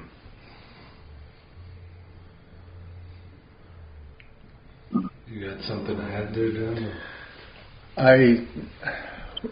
No, just that I'm still convinced that things are better than bad. Because if I let go of that, then there's I don't know where you go from there. So you were talking about your experience with the mushrooms. I don't have any experiences like that, but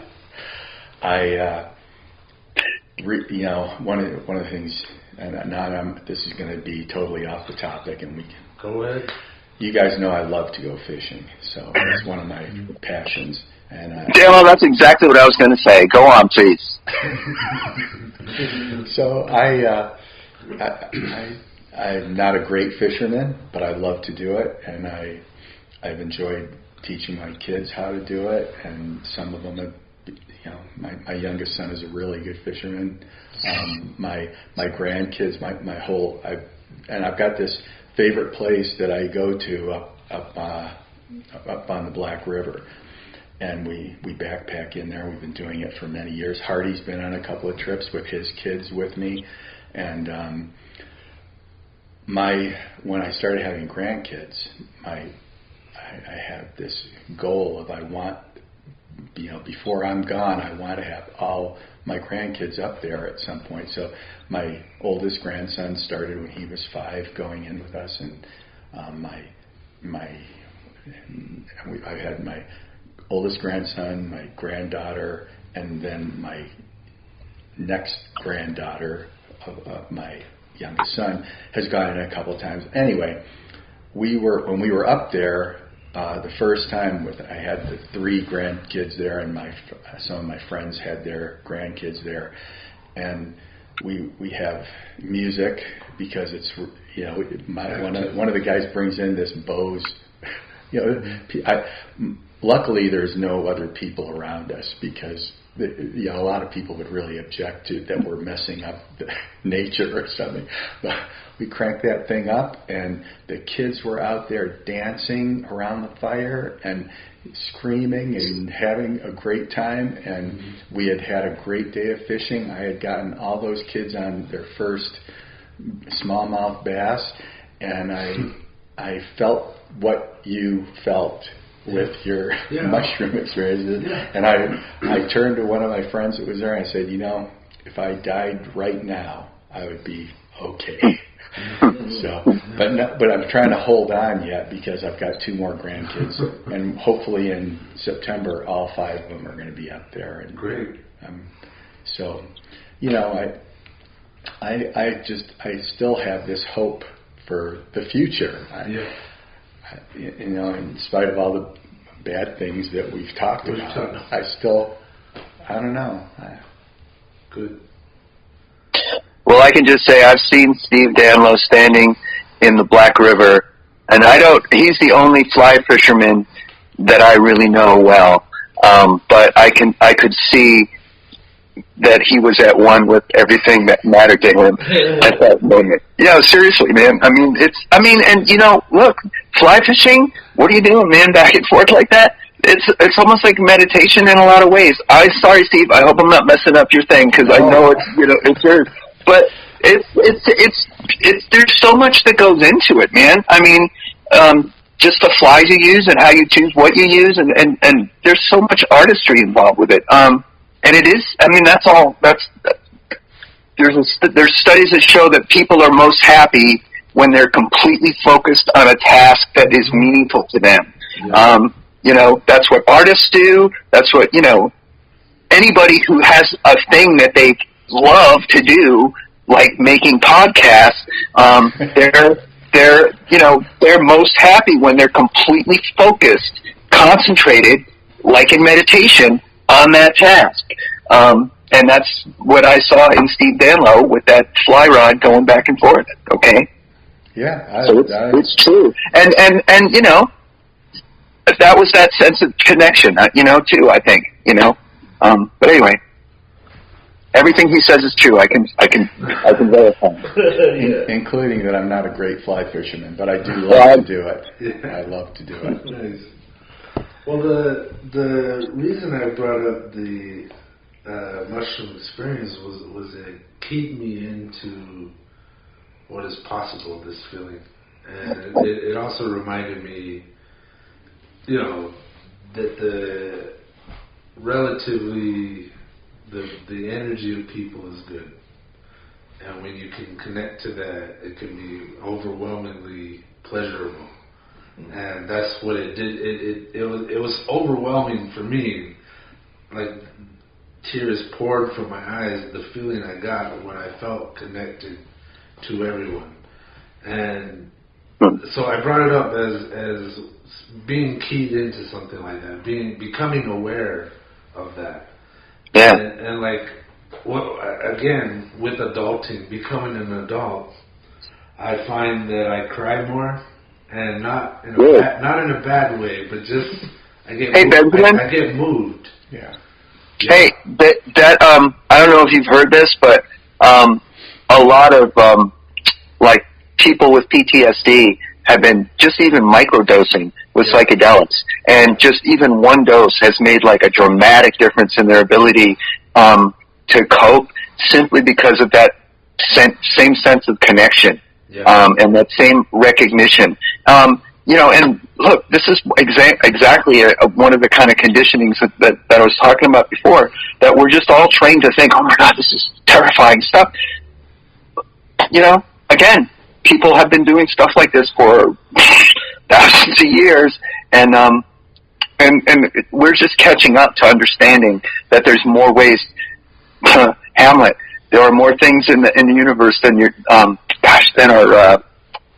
I forgot the quote now. I hate myself, but more things in heaven and earth than your philosophy can speak of. That's about it. But anyway, the point is, there's more out there than you know. I mean, you might be. I mean, we are content to puff ourselves up and think we are so smart when we really understand so little. When you look at how much we still haven't gotten right, for goodness sake. But anyway, yeah. It's real. It's real. There's a sense, there is a real connection. And to experience that, when I was a little kid, something happened to me that gave me that sense of connection to everything, and that nature, like I was a part of nature. And we're just encouraged to be disconnected from nature so much.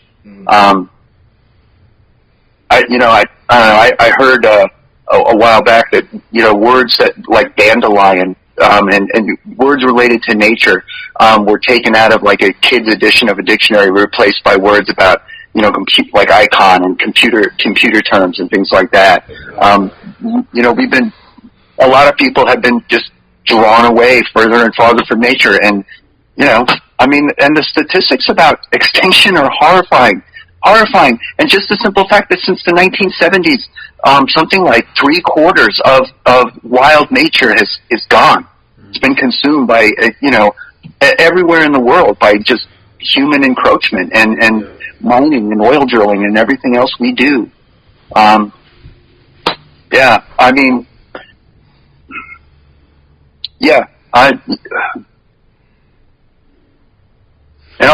just want to say this too.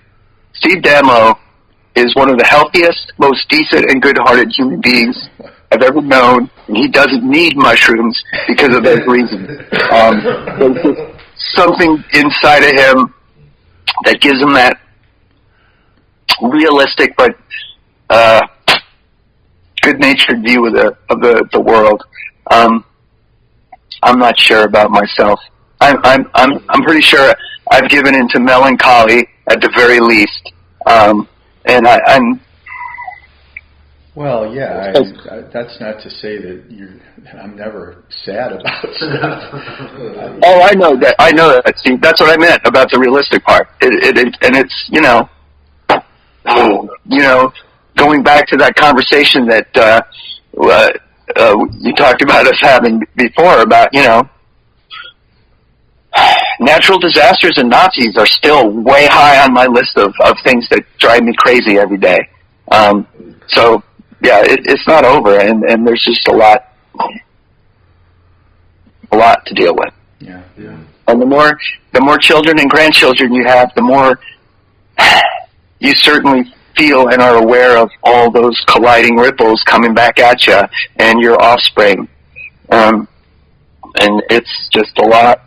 And come back to the pain, trauma, and desperation that all of us, to one extent or another, are, navigating at the same time. So anyway, yeah, I'm not as optimistic, I guess. Well, are you got something? I just wanted to say, we're talking about, connection and almost not putting a filter on the experience of the world and sort of seeing it for what it really is and not letting any outside propaganda or other people's strong opinions affect how we naturally want to take the world in.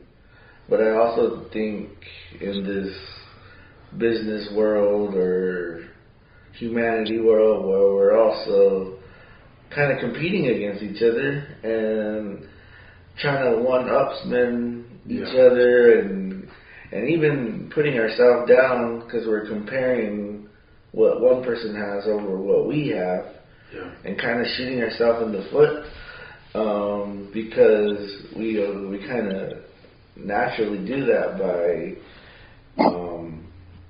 trying to compare my experience over anyone else's or how I think someone else's experience is going, because that's another thing too, is we don't really know what someone else is kind of feeling or going through, so at least we could have some respect for what we're truly going through in regards to not trying to compare it to somebody else's version of reality, because I think that's another big problem is where sometimes we don't give ourselves enough credit because we don't think we've earned the accolades or we don't have what that other person has, and we think that's a bad thing, but it's really not. It's really just how it is, and we should be loving ourselves for what we bring to the world and what I guess the mushroom we have inside of us. Because I think Danloe's a natural mushroom. Just because a lot of people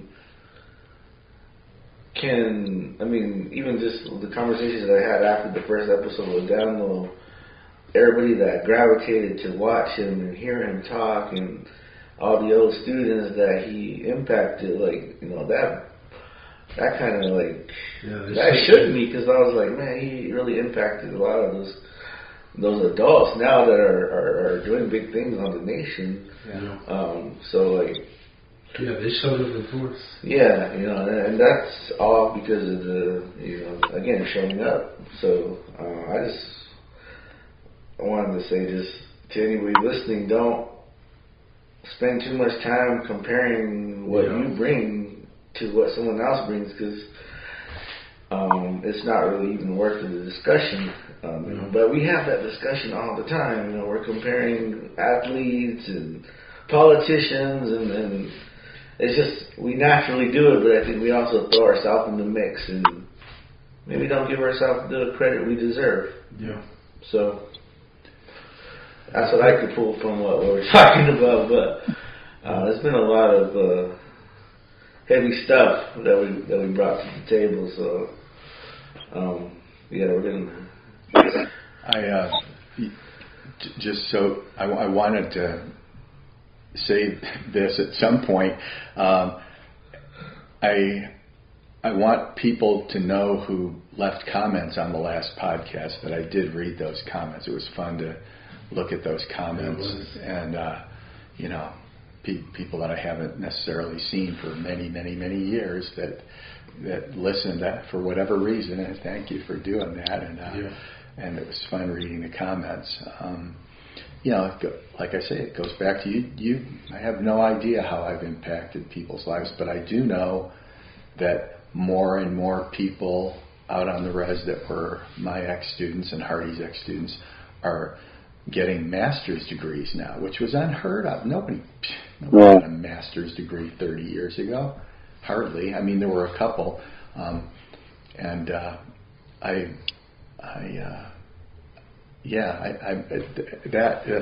It's so wonderful. It's just so wonderful to see that happening. Mm-hmm. So you don't know whether I had anything to do with that. I don't know. Maybe I did. Sure. Maybe I did. I hope so. Yeah. Maybe Harty did. We hope. We just don't. We don't know. I know that within your families, I know that kids look at what their parents are doing, and if they value education and value getting a degree and then going for another degree, I honestly believe that has an effect on your kids and your grandkids. Definitely. Oh yeah, for sure. Danloe, your impact has been great. Thanks, Mike. There's simply no question about this. Yeah. And it's just such an honor to hear about the lives of people that I had the honor of, participating in on whatever level, and part of the thing is we all influence each other, again, whether we won't know it or not, or recognize it or not. A minuscule act of kindness and recognition can mean more than you can ever realize, because you don't know what's going on to the person that you do whatever kind thing to, it may mean it could be so much more, or unfortunately so much less. Unfortunately there's a lot of scoffing too, but it shouldn't matter, You shouldn't just be kind to people because they say thank you, because that's just not, again, how the world works, So, yeah, just do the best you can, man. With each other, it's like, it's near at hand, There's a person right next to you who might need whatever it is you want to give to the whole world, and chances are they'll take it, because they probably need it. We have been so isolated, somebody was talking before, I think, about, it's just one of the factors of the life that drives us all crazy, that we're made so isolated and detached from each other and from nature and from everything, and we're expected to just be consumers sometimes, like that's our own really real function, to make money and then go spend it on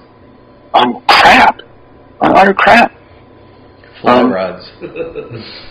That's not crap. See, that's the thing. That's not crap. It's not.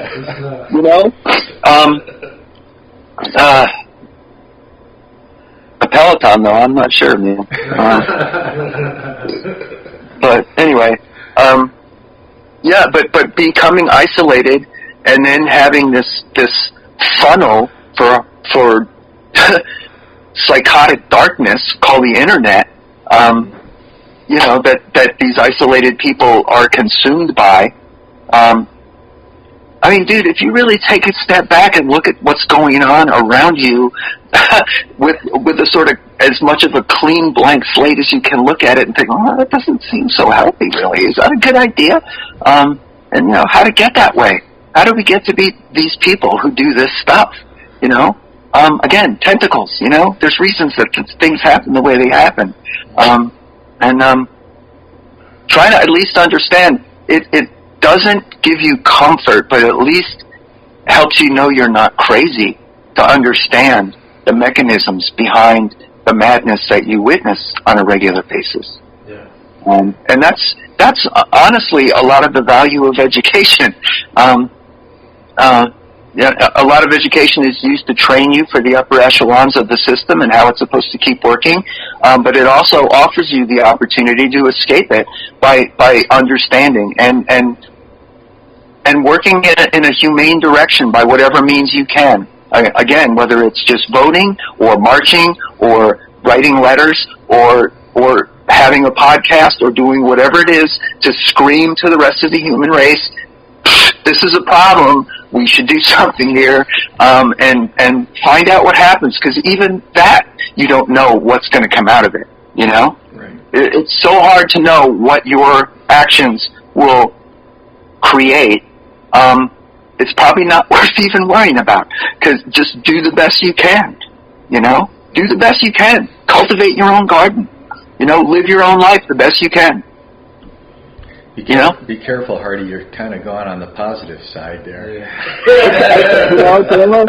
Yin yang, dude. It's all balanced. Both sides exist, man. Both sides exist, and that's part of the problem too. That a lot of people just won't admit that both sides exist. Yeah. You know, and unfortunately, they become psychological children, and our educational system, which has been beaten by television. Let's just face the fact that, you know, television has beaten us, you know. And I don't know if I said this the last time, but, you know, the whole Donald Trump thing, Donald Trump is the apotheosis of television. And what does that mean? Apotheosis is the elevation to the status of a god. And, you know, when I say television, I don't just mean the big screen in your living room, which keeps a lot of people busy most of the time, but every little screen that it has given birth to. Those are all the spawn of television, the very little thing I'm talking into right now, you know? And it has made us idiots. It has, man. It has. Yeah. You know? Most people don't read a book in a year, not one book. Most people haven't read a book in 10 years or more. Some people have never read a book. That's bad. That's real bad. In a society that we congratulate ourselves for being information wealthy all the time, it's sure not going to a very good use. You know? I mean, what's the internet for mostly? Shopping and porn. Sorry, that's a fact. We're just not healthy, and we're isolated. And this thing has, you know, consumed a lot of lives. I mean, you hear people parrot things you know they heard on television all the time. That should be scary. That should be scary. But it's like the possibility of nuclear war, just something we've grown accustomed to and take for granted now. That's just reality, so why try to change it? And how do you do it anyway? Nothing to be done.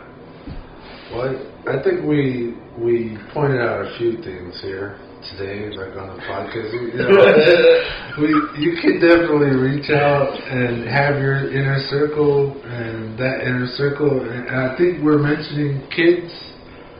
I mean, me and Sky are your guys' kids, you know. Mm-hmm. We were molded in your guys' image, you know, as you know, as much as we could be from just interacting with you or being in the world. We're here now with Danloe in the same room, you know, and you weren't even my teacher, but here we are, and I'm learning from you now, because you don't ever stop being a teacher, you know. And we keep mentioning the kids, and share, like Danloe's teaching them to fish. They're going to teach their kids to fish. And I'm going to go around in the world questioning everything, which I think I learned from you, Harty, and I'm going to teach my son to question everything, and in doing so, I will become more prepared to take on the challenges that life presents, you know.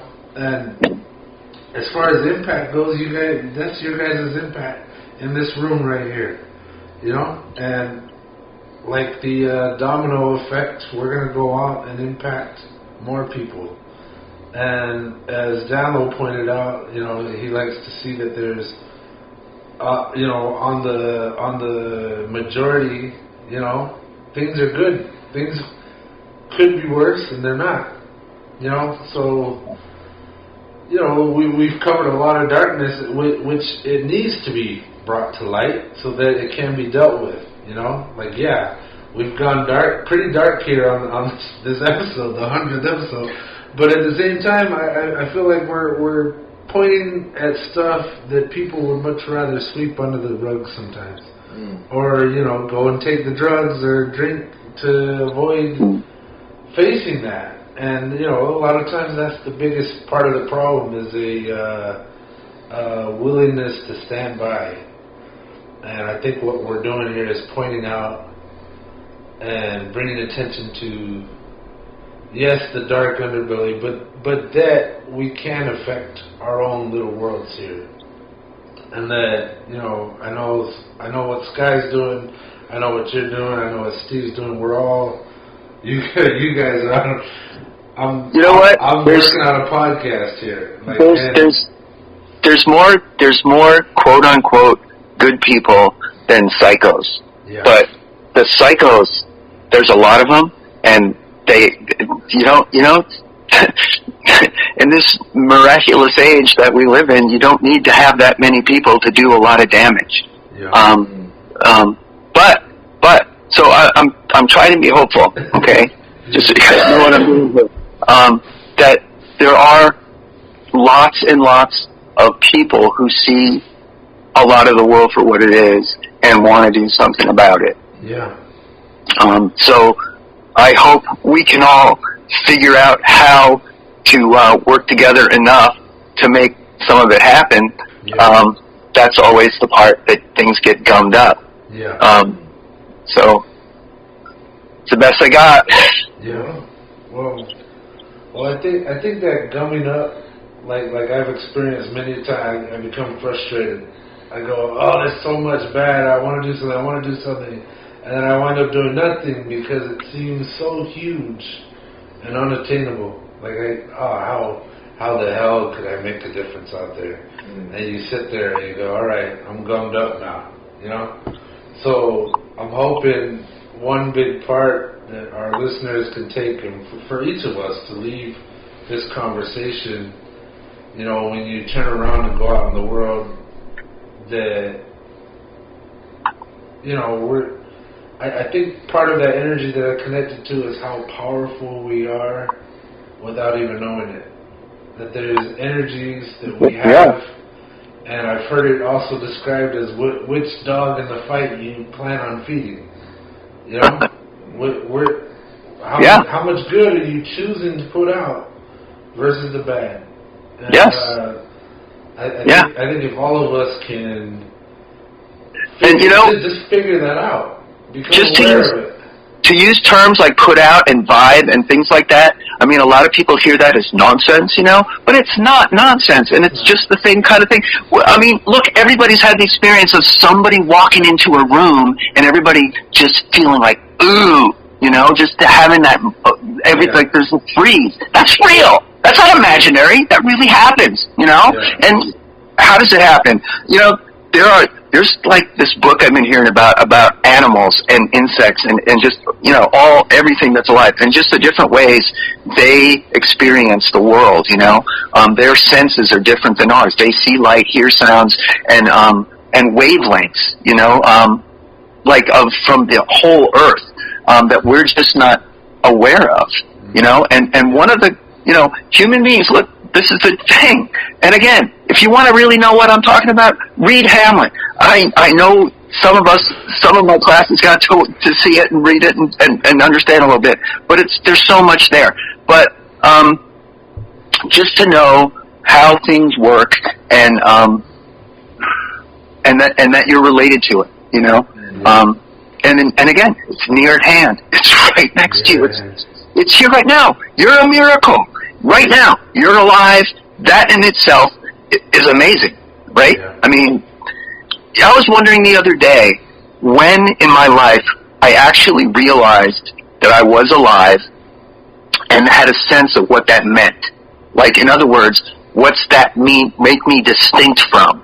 Which, you know, death, but what was that? Nothing to me, right? I didn't know what that was, if it was a word. Now, I had seen those horrific pictures in the big book, but, you know, when did I realize that and it's older than, you know, it wasn't like 2 years old. I mean, I think like, I don't know, maybe like first or second grade kind of thing. No, I don't know. But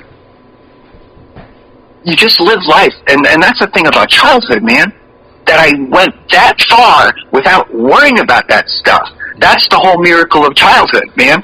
And, you know, if you remember a poem by Dylan Thomas, Fern Hill, that's what that poem is about. How when that paradise of blissful ignorance, if you want to call it that, in childhood, but it's also the wonder of simply being there in the moment, alive, because that's the other part. You don't realize you're alive, but you're just amazed at everything because everything's brand new, you know? That's why we love babies, because everything is new, and we get to show them some of it, you know? Like fly fishing, you know? But like, you know, when do you come into like the consciousness of yourself as a living being, you know, and then you find out, oh shit, there's a time limit, you know? What, you know, what's that and how does that work and things like that. But you know, and the trade-off is, unfortunately, for the understanding, is that we lose the wonder and the simple recognition of the miracle. And I told you guys about William Blake and Innocence and Experience, and that's exactly what I'm talking about right now. So, like, you know, I said, you all have a reading assignment. Read Hamlet, and then go read Songs of Innocence and Experience, please. And I'll talk to you guys on Monday. Just kidding. No, just kidding. You do what you want. You pursue the thing in your heart that makes life meaningful. You know, do that. And then maybe teach somebody, right? Yeah. What's that? And then maybe teach somebody to do it too. Yeah, absolutely. Well, dude, again, you're doing it anyway. We're all teaching each other every day. You know, what you're doing when you're committing yourself to whatever it is that matters, you are teaching everyone that knows you, everyone around you, that, you know, this is what matters. Yeah. You know? Again, man, going back to Confucius, it's the same way that he talked about virtue as you know, he didn't use the same language we use now, but he was talking about just the effect of a person's behavior and treatment of other human beings, which is just a model that resonates like those ripples, again, that affects other people. And that doesn't mean it's going to make everybody good. It just means that it's going to make it harder to be bad, maybe. And maybe that's the best we can ask for from human beings. Just make it harder to be bad, because they're never going to be all good. They're not, you know? But the more difficult we can make it to be bad to each other, you know, maybe life will be, you know, really improved for you know, the majority or most people, if not everybody, you know? But I'm just a hippie dreamer. So. Well, how about this? I want to start with Danloe. Like, we've hit the 2-hour mark, and I think that's a good. Have we? Yeah, I think 2 hours is a good amount of information for people to absorb. It's kind of a lot. We've been told a few times. So what I'd like to do is we go around the table here and probably end with you, Harty, is I'm asking you guys to share a takeaway. Maybe words of advice or how you feel now after we've had this talk. And like I said, deciding which dog to feed, you know, I want you to decide what the last thing you want people to hear from you on this episode. A takeaway. if you will. So we'll start with Danloe here. Boy, I get to start. Well, I think that certainly some people are going to get halfway through this and say, dang, this isn't what I thought it was going to be. They're sure dark out there. And yeah, there is some of that. I think that, I'm sorry, there's an old movie, an old musical, and I was brought up watching musicals. It's a Rodgers and Hammerstein musical called South Pacific. It's a horrible story. The storyline is crap, but the music is really good and fun, I think. And there's a song in there called Cockeyed Optimist. And I don't know, that's me. I'm the cockeyed optimist. I keep thinking that, I really believe that there's so many things that are bad out there. I get it. Our political system is not good. The drug use in this country is rampant. Immigration is a problem. We're spending too much time on our phones and the TV, and not enough time with each other, and yet I still think, I have to look at my kids and my grandkids and say, and you guys, and say, I still think that it's a great world. We need to just keep working on it, and the easiest way to work on it is to work on each other. Because I can't affect necessarily everything that's going on in the rest of the world. I can feel bad for the people in Ukraine. It's a horrible disaster out there, and I feel, bad for what's going on in Washington. They'll figure it out. I don't know that it'll help anything in the end, but I've got to believe that I still have enough things to look forward to that I'm going to keep that positive attitude, and I hope that everyone out there in podcast land can agree with me on that. I love the fact that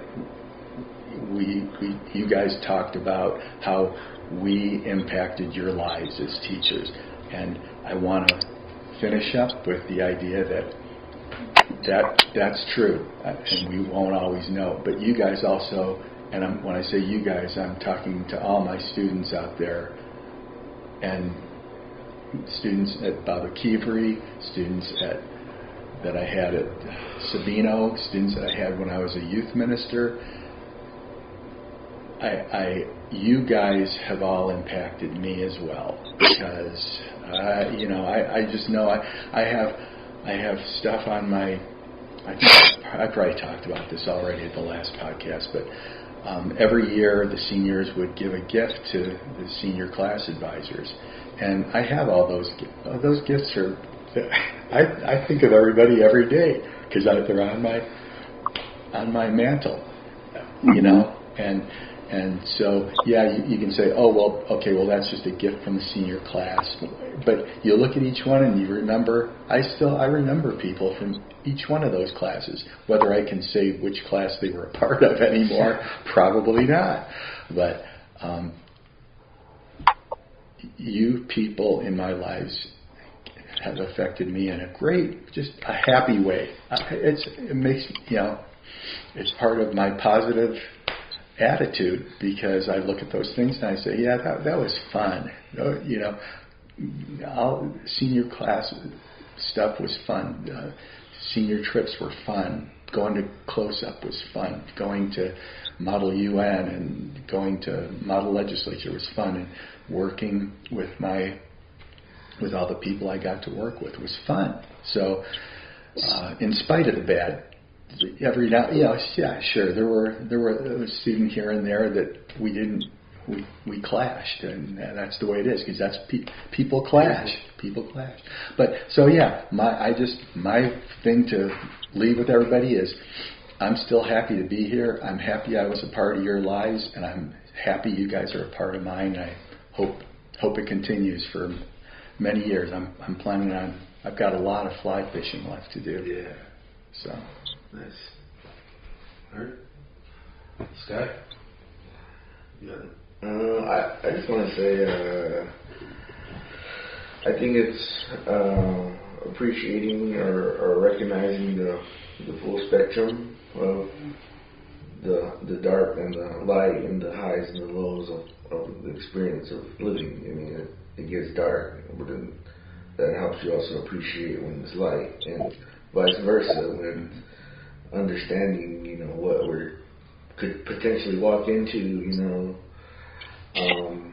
but then I also think of one of my favorite coaches, Greg Popovich, and he would tell some of his players after like a rough day or a rough game, it's supposed to be difficult, it's supposed to be challenging, there's supposed to be these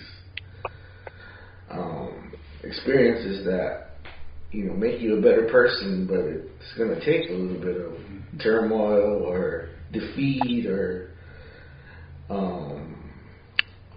question yourself, like, what am I doing? So it's like, it's going to get rough, but that also is going to help you appreciate it when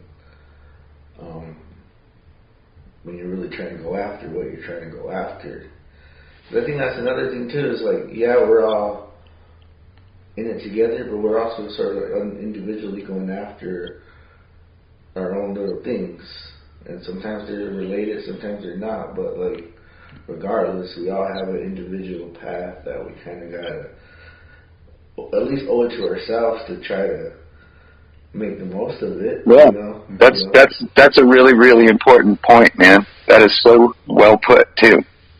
And I'm sorry, I didn't mean to interrupt, but that was it. That was it gets hard, but it's supposed to. Yeah. We're meant to solve problems. That's why we got this brain I was talking about before. That's part of what makes life great, and part of where you get that concentration that makes you happy. Mm-hmm. And that is that individual path, and that is absolutely important. You can't help anybody else if you can't help yourself, if you're not, where you need to be. I mean, that is really important and true. And again, Sky, I'm sorry I interrupted, man. Hey, you taught me that. Harty. Everything that we've gone through, like, I've always, admired what you were doing, So anything I say is almost kind of like, I'm kind of quoting some of your stuff that I heard in your class, so, you're welcome to cut in any time. Well, listen, I am honored that you say that beyond words, but the most I'm willing to really take credit for is that I helped you find something that was already inside of you. So much of what a teacher does is just give you permission to imagine or to ask questions, like you said. That's the most powerful thing you have, to ask questions, not just to use it to solve a problem, but then maybe why? Oh, I wonder how it got that way. Tentacles, man, tentacles. It's your life. It's your life. This is your opportunity to understand what the hell's going on in it, man. Don't waste it.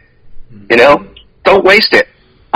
There are no number of episodes of Seinfeld that will make up for living your freaking life and understanding your life. The unexamined life is not worth living. Some famous guy said that. It was Socrates. Anyway. Brother. But anyway, again, Sky, I'm sorry, man. I hope I didn't cut you short. No, you're good, man. That was all I had. I really appreciate both of you guys just agreeing to come back. Like this. Yeah. This is such a new thing, and glad that we can share this experience too. So, thanks. Love you guys.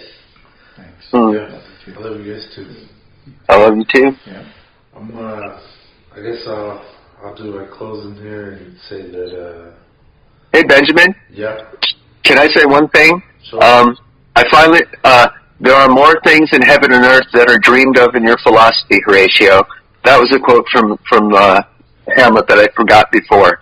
And all it means is keep your mind open because you don't know everything, you stupid human being. Ultimately, to summarize it. Ultimately that's all it's about. So keep asking questions, and if I can, when I talked to you guys last time, one of the things I said was that the overall lesson of literature and why I wanted to get it to you guys as valuable was that one of the main lessons it teaches you is that you're not the only person who feels that way, who thinks that thing, who goes through that experience, that you're not the only one, okay?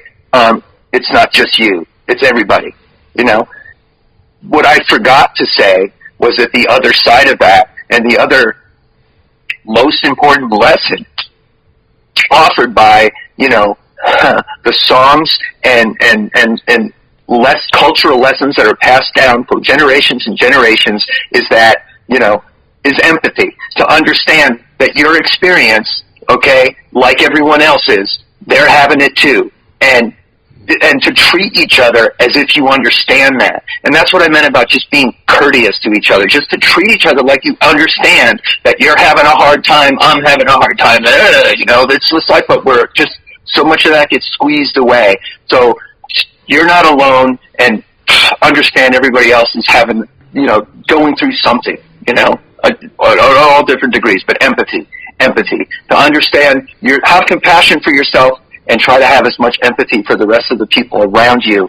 And again, it's right near at hand, right there next to you. I think that's how you end up with a life that was meaningful, So turn off TV and have a life. Or listen to a podcast. Okay. Well, I'm really grateful that we all. I went between two houses to make sure we could be here. Sky drove probably 100 miles here. Harty, you got out of work early. I'm thankful you're awake right now. Danloe, you made time in your very busy schedule of comings and goings, and you're here. So I'm thankful to all three of you guys and anybody who's listening that you took the time to be here. And like Sky was saying, that you guys showed up. When we were interviewing Sam West, and I was thinking about him because I grew up with him. We had the personal connection of, I knew his son, so I knew him as a father figure too. And he mentioned, I'd driven with him from Tucson to Salis to Paua a few times, where I spent the night at their house, and he did it all the time. I wasn't with him on every trip. You guys did it on the bus. Steve was driving, and you guys showed up. And like the time I said to you, Harty, that you brought me down one day where I came in completely pissed off, ready to go off the handle, and you pulled me outside. I thought I was in trouble, and instead you talked me down. And I'm saying that day you showed up, and I remember it. There's a lot to go back and try to remember, but that was an easy memory. And I remember, I think it was a funeral that me and you, Steve, got to talk over. I think it was Virgil. Virgil Walker's funeral. I remember we got to reconnect and talk. And we talked music in a dark time, and so I'm saying I'm very thankful that you guys are in my life, all three of you, and I look forward to future talks and hopefully to see you all in person again. I want to say to anybody listening, it doesn't take much to smile. It doesn't take much to care. And although we've proven just that little talk and from our own experiences that yes, there's darkness out in the world, but we don't have to be part of it. We don't have to add to it, and we can choose to put positivity in our own world, our own pools, our own circles, in our families.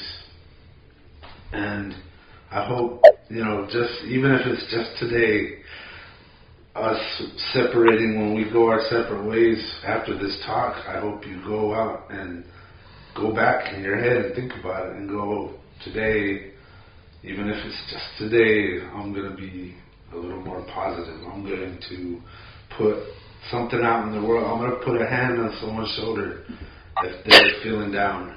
And, you guys continue to teach. We'll continue to learn.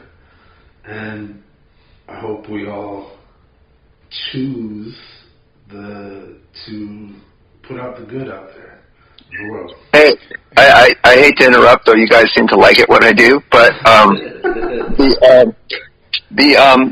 first of all, Steve, I'm sorry for dragging the dark cloud. I know, but I also would just like to point out to Sky and Benjamin that not only, have you changed my life for the rest of today by giving me the last however long it's been, which I'm sure it's a lot longer than it feels like, the opportunity to say all this stuff, to just tell the truth as I feel it.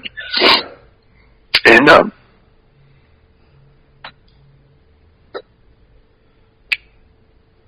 just be kind to each other. That's all. Anyway. I'm going to interrupt Harty then, since he got to interrupt. And I would be remiss if I didn't finish by saying, make sure you read to your kids and grandkids. Get them off that TV, like we were talking about. Read books. Books are good. And and get out and vote. I'm not done with you. Good man, Danloe. It does make a difference. I mean, those containers are being moved. They were not going to be moved, I don't think. I mean, maybe they would have eventually, but... Oh, yeah, there you go. On the border, they're not being moved. Vote. Get out and vote. That's all. Yeah. I vote. Good on you. Well, no, it's never too late to start. That's just, don't worry about the past. It's right now, man. Start from right now and take one step at a time. I know this stuff seems too big and too much, and that's an easy way to be defeated before you start, man, but one step, one day at a time. It's a good way to, approach things, especially when they're overwhelming. Yeah. Be here now, man. That's true hippie wisdom. Take it. Yes. Good. Well, I think this a note we can close on here. Mm-hmm. Everybody who's listening out there in podcast land called it. We're grateful that you're listening. Grateful to be alive. Hopeful for positivity in the future. And thank you for listening. This is the Natives in America podcast with our guests Steve Danloe and Michael Harty. And with me, as always, is my co-host, Sky Anton. So thank you all for listening, and thank you guys specifically for taking the time, making the time, and showing up just like you have in the past for us.